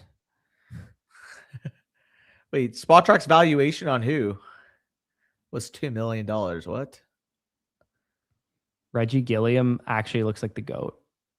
There was no way that freaking Allgeier was getting $2 million. Yeah, we saw that, Cooper. That's a fucking wild fit. Oh, for Bellinger. Ah, gotcha. I mean, he was never going to make only $2 million. A team that he's a freak athlete and he can block in line. Like, I feel like we undervalue those obviously in fantasy, but who, Bellinger? NFL, like a Daniel Bellinger type, like Josh Oliver got $8 million per. Yeah, bro, what was his RAS score? I thought it was like 5. His RAS. No, score. Bro, he was a freak coming out. I remember that. Daniel Bellinger RAS 9.7. 6'5", 253, and ran a 4.63. Oh, wow. Okay. I didn't realize he was that good of an athlete. Oh, yeah. He's a freak athlete. He was the third highest ranked athlete at tight end in his class in terms of RAS. Yeah, now, Smody, I can't believe I missed this one, eh? Did you see that one, Corey? Can't believe I missed that one. Yeah, I know. That was crazy. Yeah, we talked about it, but dude, if the price was 2 1s, I'm glad that the Cowboys didn't give up 12 and 20. Let's just be clear. And I'm assuming for you probably wouldn't have wanted to give up 15 and a 27-1 for him. No, definitely not. Yeah, I mean, not that it's like a terrible. Yeah, we're trying to buy seats to a Raptors game. Yeah, I would prefer the cheap seats. I don't really want to blow like $250 on seats, personally. I'd rather. Pistons, I think, right? Is it Pistons or Suns that we're doing? I think it's Pistons that we were thinking. Also, I would get freebie points if we did an RAS draft just based off BMI. I would get the free points in the RAS grade because of the BMI. Yeah. Dylan, is there a go-between like the standing seats for like 120 and then the good seats for 250? Is there like $160 seats that are decent? Or is it? Because I'm fine. If there's not, then I would just probably go for the cheap ones. Also, what's it called? I just clocked into Ashton Genty just got a stud center now. Yeah, I know. That's what I said. Yeah, I just clocked that in. Wow, that's huge. Okay. Well, it's a good day to draft running backs in the second round of the big board. Only Fannon's sent in his team review again, so we can actually get to it. Okay. Those first seats I sent aren't standing. Oh yeah, then I would just go with those, Dylan. I thought how much are the standing ones? Are they like fucking $80? Yeah, if those are 100 something, whatever, not standing, yeah, I'm totally cool with those. Yes, sir. Okay. Also, for those of you guys that are in here that didn't hear the announcement at the beginning of the stream, if you go back up to the starred stuff in the chat, our new listener league will be drawing names for that next Sunday. So March 15th. For those of you guys that want to get in a league with us, you can enter to get in the league. One free ballot. If you're a free submitter, you can just put in one. If you used a different code other than FSE on Flock Fantasy, you will also only count as a free submitter. But if you are code FSE users on Flock Fantasy, you can get up to 5 entries into that league. And that, like I said, it'll be a dynasty league. It'll be super flex. It'll be best ball, but the rest of the settings will be voted on once we get in there, and it'll be roughly around $100 buy-in, I would imagine, is the amount of money that will end up winning in the vote. And then if you guys do want to get a team review, trade question, feel free to submit those if you're interested. And yeah, we'll keep on trucking is what I meant. Tyler, the RB1, we think. I would say week 1, he's got to be, right? Yeah, I think so. I mean, if Connor's healthy week 1, it would maybe throw a wrench into things, but I understand it from Arizona's perspective. They were starting like their 5th and 6th string running backs by the end of the year. Like having 3 running backs that they think can carry the volume, it makes sense. Yeah, and I maybe like a 55-25, and then, I mean, not that much, but 55-30 and then 15% for Connor, maybe. Like, I'm giving Connor some credence early season. He probably sees his role diminish as the season goes on. Oh, Travis Etienne to the Saints. What? Yeah. What? Wow. Ew. Wow. That's disgusting. How? What do you mean? I wanted Jeremiah Love there. Dude, I told you, I said if Saints and Chiefs are signing running backs, I guarantee Jeremiah Love's going top 6. Yeah, fucking A. Jeremiah Love's gonna be a Titan, dude. I'm telling you. That's sorry, not this. Obviously, it's a good fit because I think fucking Kellen Moore's going to use him well, but I didn't have it. That's why I was pissed. Yeah. Did you have anybody to the Saints? I don't think you did either. No, I thought they would go in the draft. I think maybe. Hold on, let me look. Wow, that's it's a good fit in terms of the offense. I think it's a great spot for ETN shareholders. I'm just pissed because I thought the Commanders were the spot. No, I mean, maybe the Commanders think that there's a chance they could get Love because they are picking ahead of those other 2 teams. Yeah. Damn. I mean, the Commanders, I would argue, have the biggest running back need of any team in the league. Like their running back core sucks. I think the Titans are going to take him. But yeah, the Titans could very well take him for sure. Tennessee or Washington, probably. Because think of it like this too, Corey. The Saints pick at 8, the Chiefs pick at 9. If they thought that, Love would only go 7 to the Commanders, like, would they be as active in trying to sign the top of the line free agent running backs versus if they heard, Love's going to go 4 overall, it's probably going to make them more proactive now. Yeah, that's fair. Hope they trade AK. I don't know, man, because Kamara says he doesn't want to go to another team. So maybe they would. Maybe they would just use both guys. And Kamara just becomes, at this point in his career, kind of just a scat back the way that Eckler became in Washington. I think it's possible that that's the case. Oh, wait, no. Isn't Etienne's from Louisiana, no? Yeah. I mean, hence the name. Mm-hmm. Yeah, he is. That makes more sense then. Yeah, so people are asking about Tootin in the chat. Stock up for sure. I mean, I expected Etienne to leave. I'm not changing him yet. I want to see what I think Rashad, like Allgeier being off the market is nice. Walker being off the market is nice. You know, the fact that Walker and Etienne are not going to Jacksonville is good. Worst kept secret in the thing got confirmed, by the way. Wan'Dale to the Titans. Yeah. That was obvious. Yeah, that was obvious for sure. We both got the freebie point there. Yep. There it is. My I first point. Oh, damn. You got to catch up. I'm at 4. Stink. I mean, it's your second because like the Brees Hall Jets, like he's back to the team Jets. reviews in March is diabolical, fellas. Yeah, Dylan, these guys play Dynasty, man. Like we're sickos. Yeah, I'm not really willing to do anything with Tootin yet because so if all they do is draft a late round running back, that is extremely bullish for Baishal Tootin or Baishal Tootin. People yell at us when I say it wrong.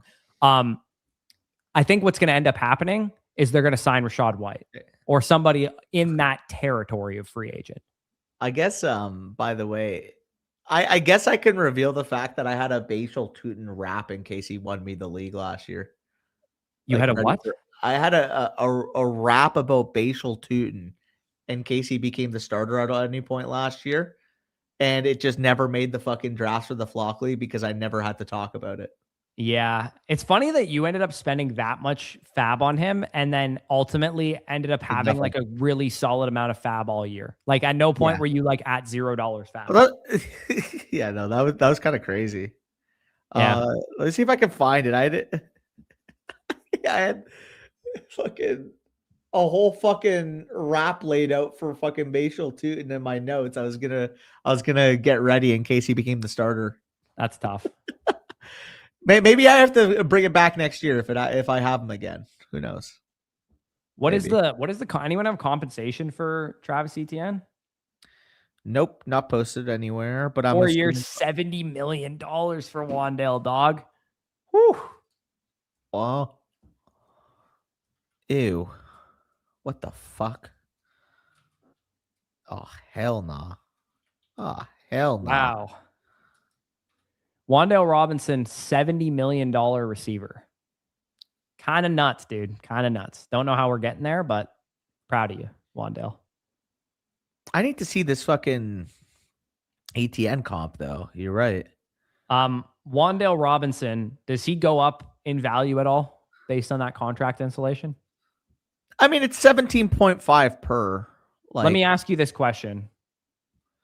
Also official, never mind. It's more than that. It's 4 years for 78 million with 38. Oh my God. I mean, he's got to go up a little bit compared to where I have him, but I don't know if I'll be as high as where you are. Well, let me ask you this. You have the opportunity to turn Wan'Dale Robinson just straight up asset for asset. Don't worry about rookie picks. Who else could be there? Who would you rather have straight up in Dynasty, Zachariah Branch or Wan'Dale Robinson? That's probably about a comparable range. I think you go with Wan'Dale there based off the financial security, but I do think in terms of his relative range, he's going to be in the like Mike Evans, Joanne Jennings, Jaden Higgins, right under the Pearsall Pittman worthy range for me. I don't have Jennings anywhere near there, but I agree on the rest of them. Jennings going to get a bag. Well, when he does, I'll move him up, but he's like 29 years old and I'm not convinced he's going to be any better in any other landing spot. I had him to the 49ers, Mason. I think with the 49ers, there's some real buzz. They're trying to move off the Trent Williams contract. And the one thing that they're going to need, especially if they're losing Jennings, is a true number one X receiver.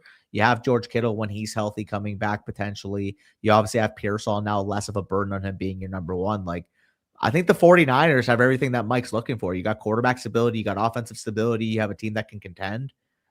Good Jahan Dotson to the Falcons. I was so close with my bullshit pick. I threw who did I had Ridley. I put Tyreek there. Oh, I had Ridley there. Shit. Didn't you have Jahan Dotson going somewhere or am I tripping? No, I didn't. We didn't. You had Kirk. There. You were thinking about Dotson. You said, "Nah, I'm going to go Christian Kirk back." Yeah, Kirk to the Cardinals was the one that I picked for my bonus pick. Yeah. Are there any other ones that have happened so far? Like Cade Otton, I guess we both got wrong too because he's back with the Bucks. I can give Kelsey the green for Chiefs, right? Is that confirmed? It hasn't been confirmed yet. Yeah, I'm not going to do anything there yet. You guys aren't going to sign Otton and then also bring in Chig, are you? I'm not going to touch it yet though. Very unlikely, but like there's probably unlikely. Yeah, I wouldn't rule it out. 4x52 for Etienne. So what would that be? 4 years. You got a 4-year deal. 13 per. That's probably reasonable. That's a really big contract, man. Probably a note after 2 years. As of right now, it doesn't look sound. The Cleveland Browns are in on Mike Evans. Yeah, I don't. Why would Evans fucking go money? So yeah, and they also fucking have no chance to win. The Browns. Also, I love that our backfield of Bucky and Kenneth Gainwell is just Sonic and Sonic, like no short yardage back. I mean, Gainwell kind of did a little bit of that for the Steelers, so maybe he's got some type of role in the goal line for y'all. Yeah. Falcons signing the Hawaiian Punch version of Michael Penix, as someone tweeted out. Is Baker about to get 5 Mickey Mouse touchdowns passing next year because Gainwell and Bucky have a couple receiving touchdowns that should have been passing touchdowns, or that should have been rushing touchdowns, like shovel passes or swing passes? And maybe Baker, a little bit of a winner there. 4 year. I'm not seeing this $52 million New Orleans deal. Oh yeah, 4 years, $52 million. That's crazy, man. I'm surprised he got that much money. We talked Micah Parsons randomly tweeting out, I took a year off chess and ended up dropping to 600 skill rating. It took me a whopping 3.5 months to climb back into the thousands. You lose so many fundamental skills and strategic concepts when you take time off from the game. Like, in the middle of everything going on, but he's talking about his chess experience. It's fucking comedy. No one cares, Micah. I mean, fucking chess is a fun game, though. I will say, I'm very fucking bipolar on my chess, dude. I'm either winning every game or I can't fucking win a game, dude. Which basically just means I'm pretty shit, which I am. But New Orleans, all right. We got the ticker updated. Let's do this. Let's do this review so that we can clear this off and go back to full screen. LinkedIn ass post. I mean. But like Mason, like what exactly is Gainwell going to do that Rachaad White wasn't? I think that Gainwell is a little better than Rachaad White. So if you are worried about, I mean, I already had Bucky like if you had Bucky RB6 in Dynasty, then but I already had him at RB10. Like it's not like I was super high on him to begin with. Who do you have him lower than I do? Chase Brown, probably. Yeah, okay, makes sense. Which I'll probably like I have him in a tier with Chase Brown, Bucky McCaffrey, Irvin, Quinshon Judkins, and Breece Hall. That's the tier. Yeah, I definitely don't have Judkins. I have Henderson and McCaffrey in the tier below that. I don't think you can have Judkins at a tier ahead of McCaffrey. I do. I was higher on Judkins the whole draft process.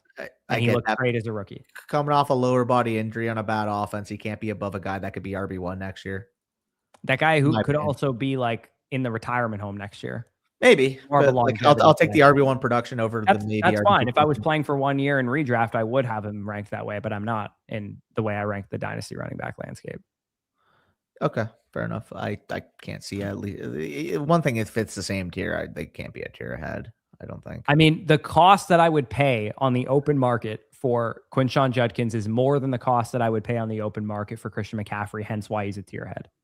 Yeah, I'm definitely not there, but fair play. I would pay 107 to 109 or so for McCaffrey. I would pay 105 for Judkins. Oh, you would not pay 105. I would. I'd rather have Judkins than Jordan. No. There's no way you could take Judkins over Tyson or Sadiq. I would. No, bro. Judkins after a compound lower body injury, great prospect and had a great rookie year. He snapped his ankle. Yeah, he'll be back. Okay. It's a volatile asset. So if you were like, I'd probably have to pay the 108 for him or something, that's fine. I'm confident that he'll be back. Yeah, I'm definitely not there though. All right, what do we got? OnlyFans, let's get into his review here. 2 questions. With his current roster, would you recommend I make a play for Genty? And if so, what do I move to make it happen? So keep that in mind. And then would you trade the later of my 3 2027 first to grab Bijan while keeping the Bijan owners first? Probably a top 3 pick. I mean,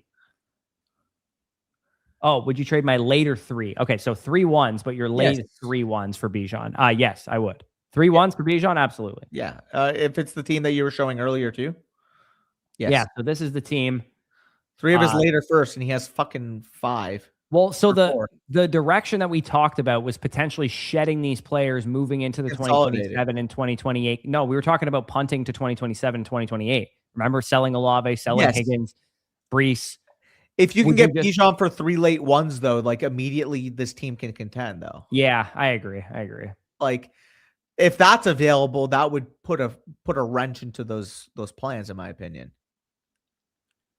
Yeah. And at that point, you would give your own 27-1, I would think, because I'd be making the bet that I can win now, and I do think your team would be ready to. Yeah, well, and he said he'd be keeping the guy who's selling Bijan's first. So who is the guy who has Bijan? This guy. So he'd be keeping this guy's first, and he'd be losing Bijan from this team. So, I mean, you're talking about a first that's probably top 3 to 4 in next year's class. I mean, realistically, how close were the records this year? Like, let's see that 10-4 team. I just want to cure in terms of 10-4. There's a 13-1 right here. This is a great team. It's a very good team. I think yours is very comparable to it. I also think that. I mean, this team's better than that. Like production value, James Cook, Jonathan Taylor, JSN. Like this team's better for sure. I mean, the quarterback's a lot more volatile, and I would argue that if you get like 4 guys that are going in the first round, sure, but let's I mean, yeah, but Omari Hampton, Bijan Robinson, better quarterback core. Oh, it's comparable. It's not. I don't think it's a better. I think it's a comparable quarterback core. Production wise, Caleb Williams, Mayfield versus Justin Herbert, Jordan Love. That's basically the same. Fair enough. I don't know. I wouldn't be in a rush to go and make a contending move. I guess is my point. Yeah. Three late projected ones for Bijan is absolutely a fine move to make. That's the thing. It's like you get that offer. Like Bijan can average 25 points per game next year. Will he throw in like Cortland Sutton for something like maybe you give him 3 1s and a random 2 3s or something like that? Can he throw in Sutton to just help your wide receiver core out just a little bit? Feels weird. I'm the one on the side of getting Bijan here, considering you have him higher and usually I do. It's worth it to him. I just don't know if it's the proper move for this team. Because this team almost strikes me as a team that could just go into the 2027 class with. We talked about one team that was 13-1 that may be stronger. Which, if that's the case, I know it's just that when we first talked about this team, you said correct, and that could be a monster, and that was a strategy, and I agree. But also, like Bijan Robinson doesn't come available too often. Yeah, no, that's fair. Again, like if those picks go either way. Like, is this a 10-man league or 12? Yeah, if those picks are all projected to be late, then absolutely make that deal. And even if you had to sell Bijan at a later date for more than you paid for him, like you should be able to get more for him than that. Yeah, like you can go either direction, but I just think like if Bijan's available and you don't have to give that guy back his own one, like even tell him too. It's like I would be willing to give your own one, but I'm not giving up 3 firsts in that scenario because I know you're trying to tank it for Jeremiah Smith. We would have to come up with a better value then. Yeah, just tell him that it's either 3 1s without your own. Or you get your own one there, and we'd have to talk about a different value. Yeah, for sure. 4 years, 61 for David Edwards, another guard Saints. Are the Saints gearing up to draft Mekhi Lemon, Jordan Tyson, or Carnell Tate? Could be. I mean, the rest of their offense is in pretty good shape, other than their wide receiver core, right? Like their line, they've invested in the line the last couple of years. They just invested in the line some more. They have Olave already, but they don't have anything behind Olave because they traded Shaheed. Their tight ends are fine, I guess, but they're not going to take Sadiq that high, I would imagine. Wait, what? Tate would be a perfect fit, I think, for their offense. Raiders did what? What did they do? 3x35 for Jalen Nailor? Oh, $12 million per year for Jalen Nailor? All right. Excuse me? Okay. That might just be one of the most gross signings I've ever heard. That was like, didn't KJ Osborne get a lot from the Patriots a couple of years ago? Yeah, and then he was like a healthy scratch halfway through the year. Yeah, that's giving that. I mean, Jalen Nailor's not a bad receiver. He's not bad, he's but like an underrated receiver, but he's now an overrated receiver based on like what's the difference between him and Trey Tucker? Good for him, dude. 3x35 for the career that you've had so far. Good for you, Jalen Nailor, for cashing out for $23 million guaranteed. Holy crap. That's a great deal for you. How many more Trey Tuckers do they need? Like they already have Philip Dorsett. This is like a Bills ass signing. Like the Bills. I'm surprised the Bills didn't give him this. Yeah. Which, like, if that's the case, just draft your day 2 wide receiver. Why would you sign Jalen Nailor for that much money when you can draft a 4th round receiver who's better than him? No, literally though. Like, all this is telling me is draft wide receivers early and often. Just draft 444 yards and 4 touchdowns. That's what you just gave $35 million to. Corey, just draft wide receivers early and often. The 7 first-round receivers, sure. 15 in the first top 60 picks. Go ahead. Like, are you telling me right now with a straight face that, like, I would much rather have Chris Brazel in the top of the second than I would pay fucking Jalen Nailor $13 million per year. I'd rather draft like a 4th round receiver than. That's what I'm saying. It's like there's just so many better options. I think they're going to draft a receiver in the 1st round if I had to guess. So the receiver core is going to be like Mekhi Lemon, Jack Besh, Jalen Naylor, Trey Tucker, if he's still there. I'm not sure. Jack Besh, yeah.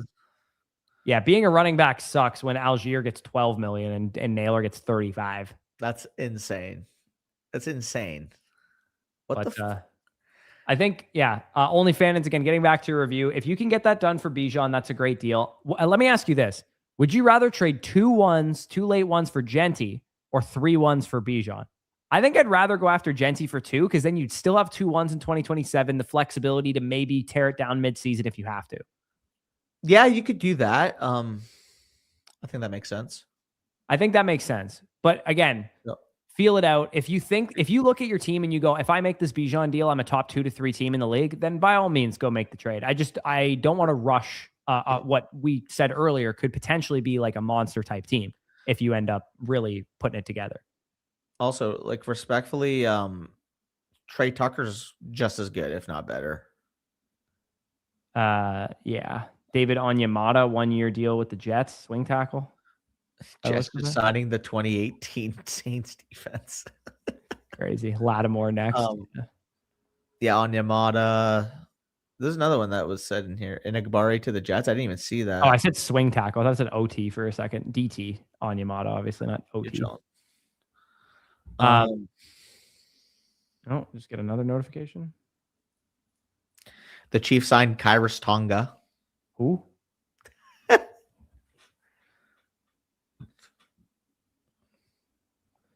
Bucks are trying extremely hard to bring Mike Evans back right now, per Peter Schrager on the Pat McAfee free agent show. This is where the Glazers need to step in if they want to keep him a Buccaneer for life. Yeah, this dude, give him whatever he wants. So word was Mike Evans camp told teams he had a 1-year, $27 million offer from someone. I don't think he got offered that much money. That's crazy. Yeah, I mean, like, if you guys really wanted him back, would you be signing all the fucking Kenny Gainwells and stuff? I mean, we don't have the salary cap doesn't exist when you have Mike Greenberg. So we can do whatever the fuck we want as far as I'm concerned. We can restructure Godwin's deal. We can structure Mayfield's deal. There's only so much you can accomplish, though. No, there's not. We have never been cap strapped ever. Dude, that's not how it works, though. You're only available to restructure the amount that you can. If you want to see what you can restructure, you can go and be a GM. I guess, but the Bucks have never been in a situation in the history of this regime where they go, we can't afford that guy. We had to let him walk because we couldn't afford him. It's never happened. Also, I saw somebody mention he wants to come back. They'll get him. I saw somebody mention so far, Denver. Denver hasn't signed a running back yet. Harvey dodging monsters. Yeah, Harvey's dodging some monsters right now. You want to hear it though? What?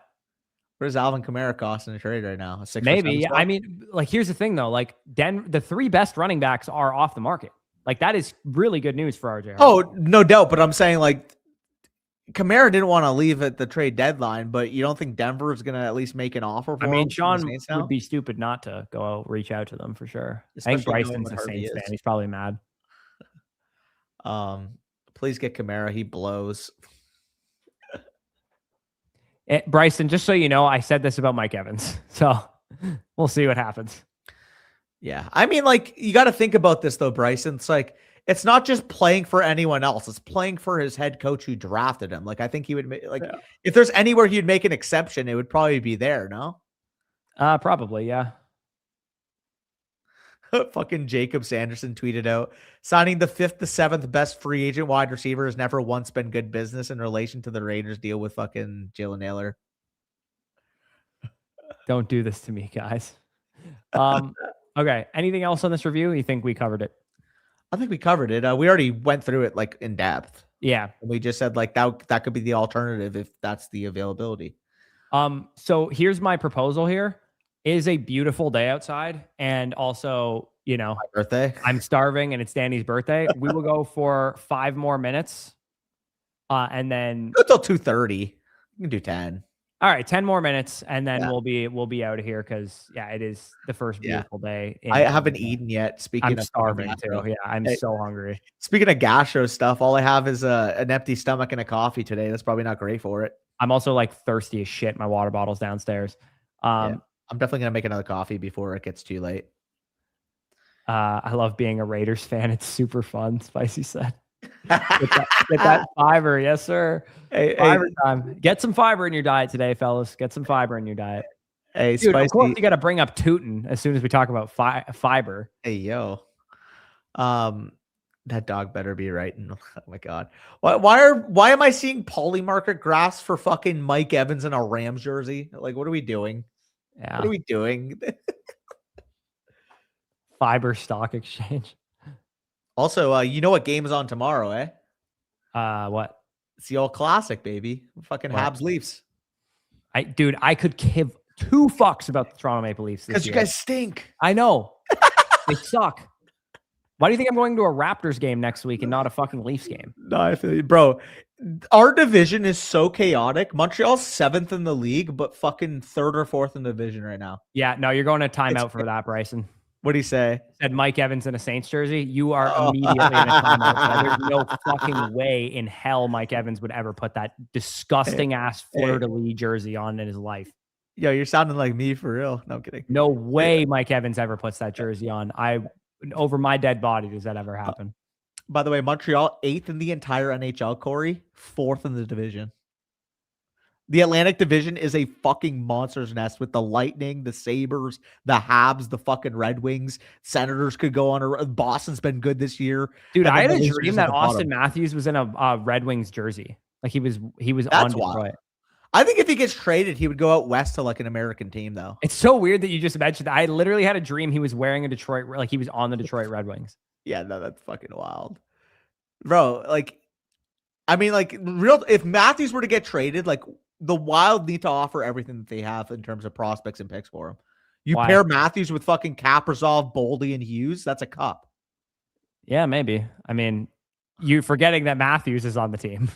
Fair. He'd probably be the 2nd or 3rd best player on that team, though. Yes, but Matthews can't win anything. Fair. It's like sending, dude, you said Dak to the Rams. That's a Super Bowl, except they'd probably lose the divisional round because it's fucking Dak. Yeah, we'll see. Don't sleep on Dak. I honestly with Matthew. I kind of almost want to trade him. Like yeah. Once we let Mitch Marner walk out the door, I lost all faith in that fucking team. For Nick Waugh, and then you traded Nick Waugh at the deadline. Like Mitch Marner not being re-signed, he's from fucking Toronto. Like, and he was our best player, like better than Matthews. Like, it pisses me off that we let him walk. What he only got like 12 or 12.5 too. It wasn't even like that. Ridiculous that we let him walk. Anyways, 3 best, 3 worst signings. That's a good little superlative. 3 best. Let's say from the person who signed its free like dynasty value. The 3 best dynasty value signings. For their own value. I really like Likely to the Giants. I think in terms of both financially, team fit wise, reuniting with Harbaugh, you have a young quarterback there, opportunity to be the number 2 weapon on that team. Like, I think Likely to the Giants was as big of a win as he could have asked for. Likely or a Rondé Gadsden in Dynasty right now? I probably still lean Gadsden just because the youth factor. Kincaid versus him. Likely. Really? Likely over King. I actually have Kincaid over both of them. Yeah, no, there's no way. But I think Likely was in a territory for me before with like Mason Taylor and Brenton Strange and stuff. And now I think Likely's kind of surpassed that just based on the money that he just got. I think he's going to be a big part of the Giants game plan. I really like that signing as well. That would have been my pick. Likely Kenneth Walker obviously like gained a shit ton of dynasty value based on him going to the Chiefs. So that's an easy one. Give me free square. Running another, like I like the Etienne to New Orleans. Like, does Etienne to New Orleans move the needle for you at all? Do you go Etienne gain dynasty value from that signing? Okay, so where did I have him before? I had Travis Etienne. Where is he? 19th in my dynasty rankings. And honestly, he's probably going to stay there. He's not going to jump Javonte. He's not going to jump Judkins. He's not going to jump Jacobs. He's not going to jump Kyron, Barkley, Trevion. Yeah, he's going to stay at 19. I expected him to get that type of contract as a starting running back somewhere. That's kind of how I ranked him before. So maybe I'm baked here, but I would rather have Travis Etienne than both Javonte and Saquon. No. The reason being is it's a 4-year contract, dude. I think you're going to get just signed a 3-year contract, and he's back with the offense that he was an RB1 with. So maybe you just disagree with this, but I just think Travis Etienne's a much better running back than Javonte Williams. But you have to consider that the offense that the Cowboys are, the overall goal line opportunity. I am considering that's why Javonte's even ranked in my top 18. Otherwise, he wouldn't be, because I think he's like probably the 25th best running back in the league. No, that's just disrespectful. Javonte ran for almost falling off at the end of the season the way he did. Bro, it makes me more scared. He averaged like 4.8 yards per carry on the season, bro. We're not doing that. I don't know, dude. He averaged 4.8 yards per carry, scored 11 rushing touchdowns, and rushed for over 1,200 yards, bro. We're not talking about him like fucking sliced meats. That's a bad comp, but you know what I mean. For now, I'll agree with you because Kamara is still on the team. But if Kamara gets dealt, like I'm definitely ranking Etienne over him. That's just straight hate, bro. He had 1,200 yards in 16 games. 11 rushing touchdowns. Dude, he's gonna be a top 5 scoring offense in the league. Tell me the difference between Javonte last year and Joe Mixon 2 years ago. Joe Mixon at the end of the season fell off. Tell me the difference between Javonte last year and Josh Jacobs. There wasn't a huge difference. I have Etienne over both of them. Yeah, no, that's outrageous to me. That's fine. Etienne is younger, like he's not younger than Javonte, but he's way less injury history than Javonte. He's more juice than Javonte. They're not separated by a lot. I just think the fact that Javonte's back on the team, he had an RB1 level year. Like, we gotta fucking bake that in a little bit. I am baking it in. That's why he's RB18 in my rankings. Because I don't think he's the 18th best running back in Dynasty. Hell no. Yeah, no. I mean, we're having Kyren Williams talk on a different level for some reason. Javonte and Kyren are the exact same fucking asset. I disagree. I would rather have Kyren than both. You're right. You disagree because Kyren Williams also has a Blake Corum in his backfield that Javonte doesn't. He does, but like the Rams are just a better situation altogether. So that I actually don't mind Kyren only being a 65% opportunity share guy, to be honest, because that means he's going to stay healthy and efficient. It's a top 5 offense, and he has goal line equity. I think we're overthinking what Javonte represents. Yeah, you're right. Kyren doesn't have goal line equity. No, he does. No, I'm just saying. Like that's why I said that's why I said Kyren. What's the difference between him and Javonte? I think they're the same appeal, except there's no quorum. Obviously, there is a quorum. If there was no quorum with Kyren, I would prefer him probably a tier above. But there is a quorum. I have him a tier above even with quorum. My opinion on Kyren is he's way better than Javonte for starters. Number 2, he's on a better team and better offense than Javonte. I think the Rams are the best team in the league. So Arthur, let me get this straight though. Travis Etienne is going to be a Jacksonville Jaguar again. Etienne on the Jaguars was better than Javonte on the Cowboys last year. Yeah, sure. The Jaguars are also the hottest offense in the league down the stretch. You don't think the Saints are a pretty good offense? They're not the Jaguars. No, of course not. But I think Kellen Moore calling the offense, Shuck with another receiver added. No, doubt. I like the offense, but the Saints offense is not the Cowboys offense. Objectively speaking, the Etienne going from the Jaguars to the Saints is a downgrade in offense. Down-tiering Kyren to Javonte plus, sure. Yeah, easily. If you can do that, that's fine. I just, in a vacuum, straight up, I'm taking Kyren. The market probably says that you could get a Javonte plus. I just think realistically, I think they have the same utility. They're both going to be, high-end RB. What about the Javonte RB22 part? Yeah, that's my point, Arthur, as well. Javonte was bad at the end of the year. And no doubt, but you got to take into consideration everything that happened with the Cowboys offense on the stretch. They weren't as good. They weren't as good down the stretch because they were basically eliminated in the playoffs. The last 3 games, they did nothing. Javonte sat the last game of the season. Right, the Cowboys were eliminated by week 15 because they were playing. I mean, to a degree, but you also have points against the Commanders. Sure, but you also have to keep in mind that the Cowboys offense, like the team was eliminated by then. Context matters. Sure, I guess to the point of the Cowboys defense Javonte discussion, like sure, you can say Cowboys top 5 offense all you want. Doesn't mean they're anywhere close to it. They were a top 5 offense when the games were actually competitive in the mid portion of the year, and then once the team fell off, like we saw the Cowboys offense. The Bucks believe they are no longer in contention for Mike Evans. Yikes, dude. Yeah, that is not good for them, but also good for another team. No shit, I just said the obvious, but you get it. Khyiris Tonga really got 3. Oh my God. What? Danny, you got it. It's the 49ers? 3-year deal to San Francisco, Mike Evans. Wow. I could still root for him on San Francisco. I like me some Brock Purdy. I could still root for him. Yo, I mean, fucking. Wow. That is crazy. Now that was a Ladster pull. You might have to start saying Lad scoops because nobody else said that. I need a solo screen here. I need to one time. My absolute favorite player in NFL history. Appreciate everything. I was a sophomore in high school when we drafted him, so I absolutely love this player. I'm sorry to see him go. It does seem like it was coming for a while, so I've been a little bit more prepared for it than I would have been 3 weeks ago when I thought 100% he was going to stay. But Mike Evans, appreciate everything you've done for the Bucs. I'm glad we got you a Super Bowl ring and you don't have to go chasing one guaranteed, but you're going after another one. And shout out to Mike Evans, man. Pour one out. Buccaneer, great. Absolute first ballot Hall of Famer. Love you. Hopefully you get another ring. Honestly, I hope you do.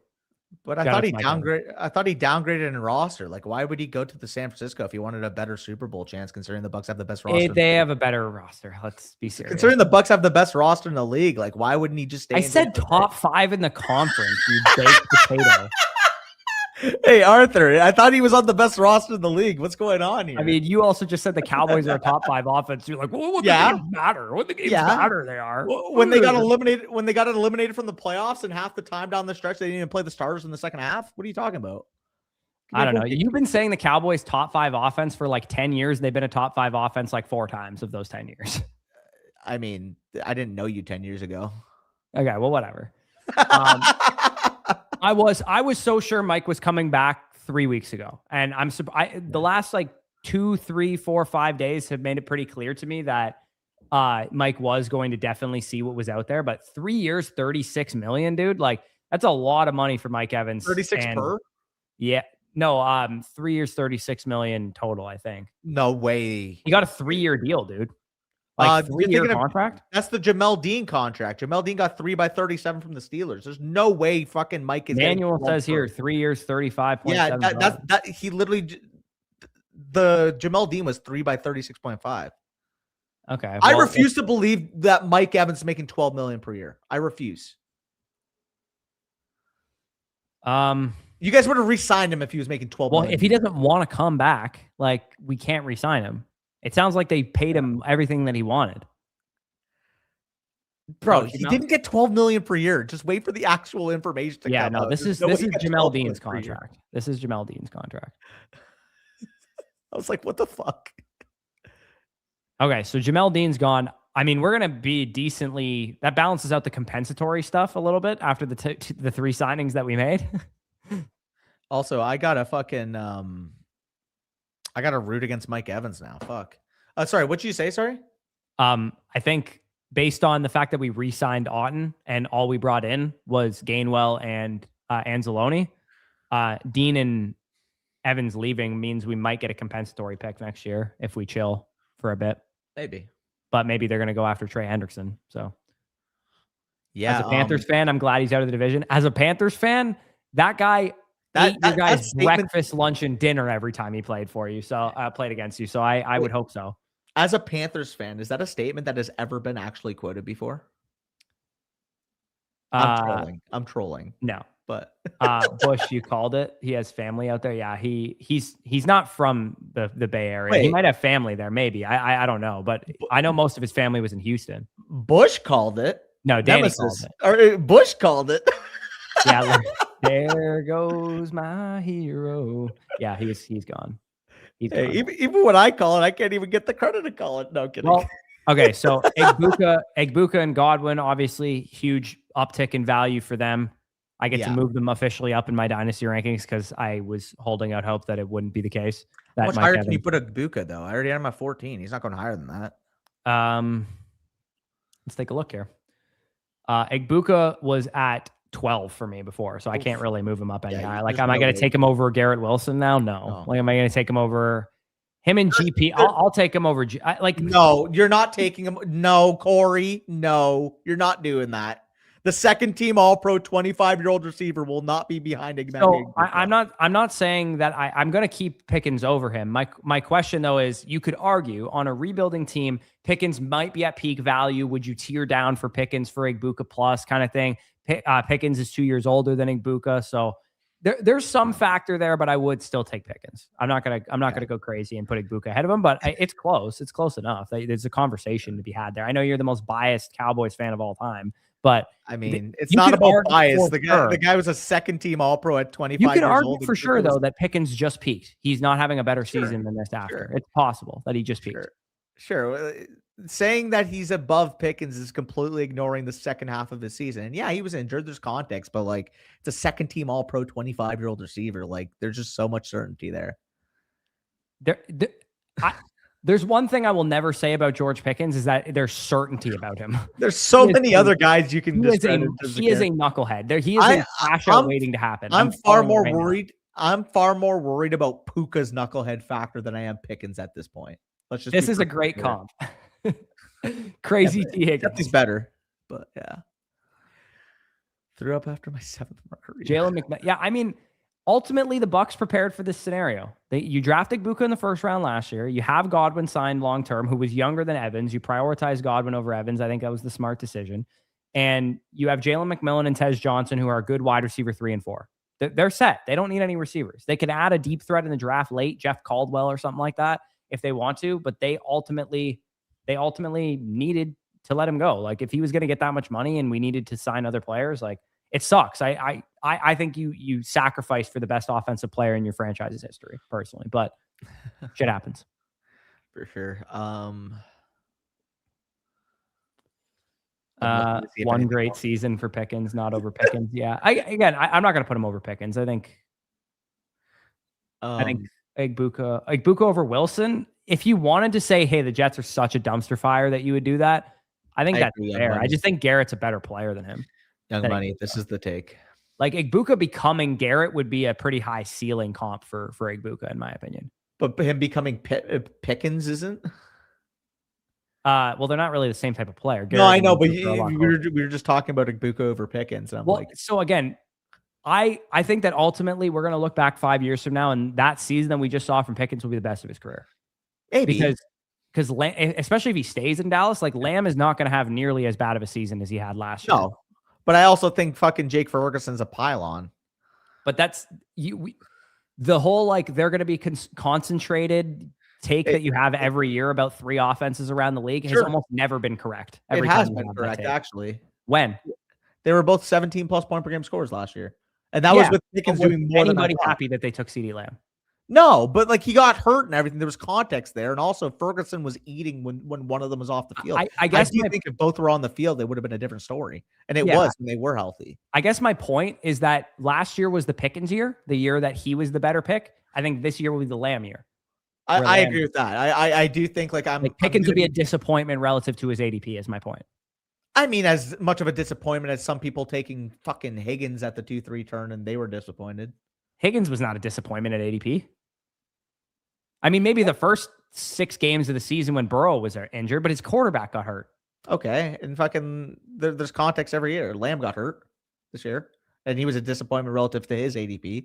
I'm basically saying like Pickens could miss time and still be viewed as like a 17-game Pickens with no Dak injury will be a disappointment at ADP because Lamb is that much better than him. Is my point. The market expects Lamb to be better than him. That's why one goes at 7 or 8th overall. One goes at fucking 22, 23. Yeah. I think we're going to be drafting Pickens like wide receiver 11 off the board and he'll finish like wide receiver 19 or something, which is like not bad, but I think it's a disappointment.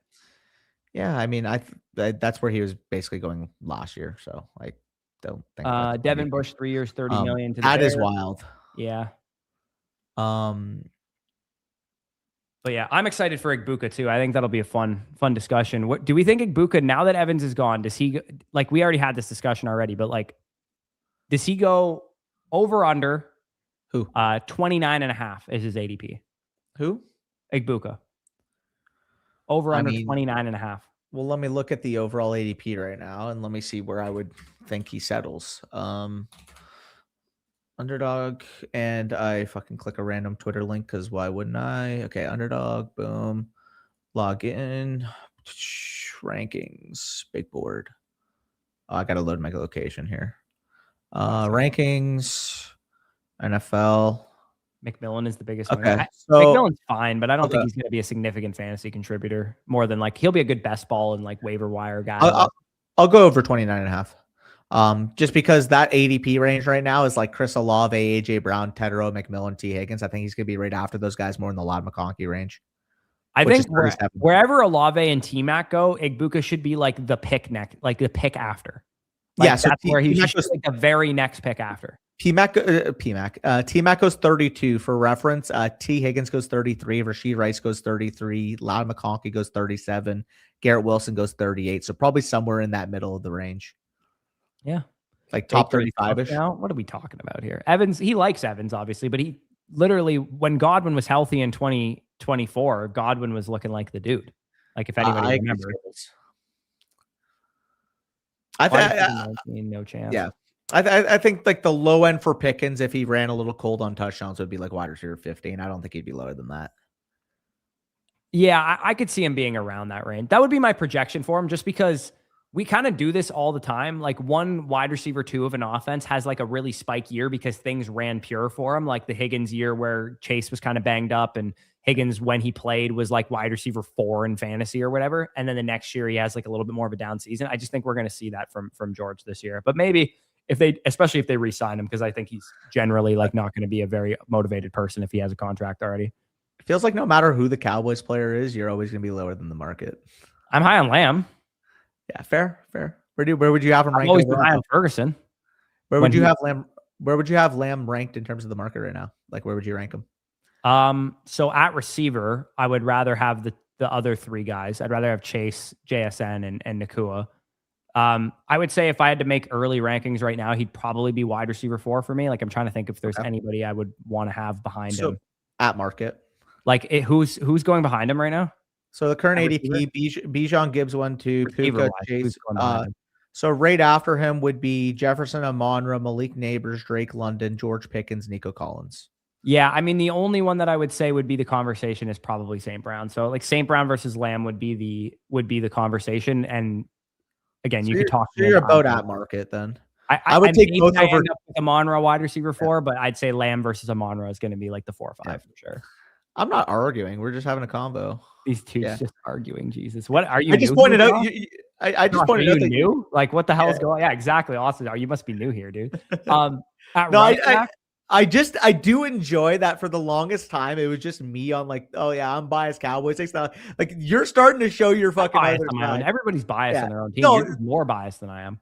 I don't think so anymore. I think you've absolutely caught up to me. And maybe I am. I don't know. That's the point I'm making. Is like for the longest time, it was like I still think you're more biased than I am. I'm a biased fan, just like every fan is, but I think you're more biased. You're more biased than the average fan, like I am. Maybe you're like the super biased fan. I think you are too. Okay. You just called the Bucks. You just said the Bucks would be a favorite over the Seahawks in the. I didn't just say that. I said that in like week 7. Bro, week 7. It was like that like 3 weeks before the playoffs started. Okay, week 12, week 13, then whatever. That's not the same as just saying it now. They just won the fucking Super Bowl. Yeah, I'm definitely more extra, but we're both like same type of bias. It's just I'm a little more flamboyant is probably the way to put it. Yeah. I would say if I had to rank Lamb right now, he'd be like, I would definitely take both Gibbs and Bijan over him and not think twice about it. I would definitely take 101 and 102. I would definitely take Christian McCaffrey over him as well. I'd say he's probably like 106 or 107, 108 my rankings. I would have him above Taylor though. Why does Taylor go at 6.5 ADP? Taylor goes above McCaffrey. I'd have to do a bunch of drafts to know if I like starting running back or wide receiver more to know if I want Taylor or Lamb.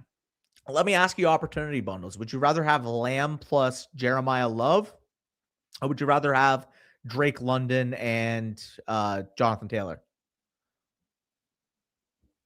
I think I'd rather have Lamb and Jeremiah Love, but that's only because I don't really love the quarterbacks of either of the teams of the other 2 guys. Yeah. Now, like probably, I mean, I get Kenneth Walker's ADP is going to shoot up. He's at 28.6 right now. That's going up at least 11, 12 picks. Yeah, certainty and Pickens can never be in the same sentence. Agreed.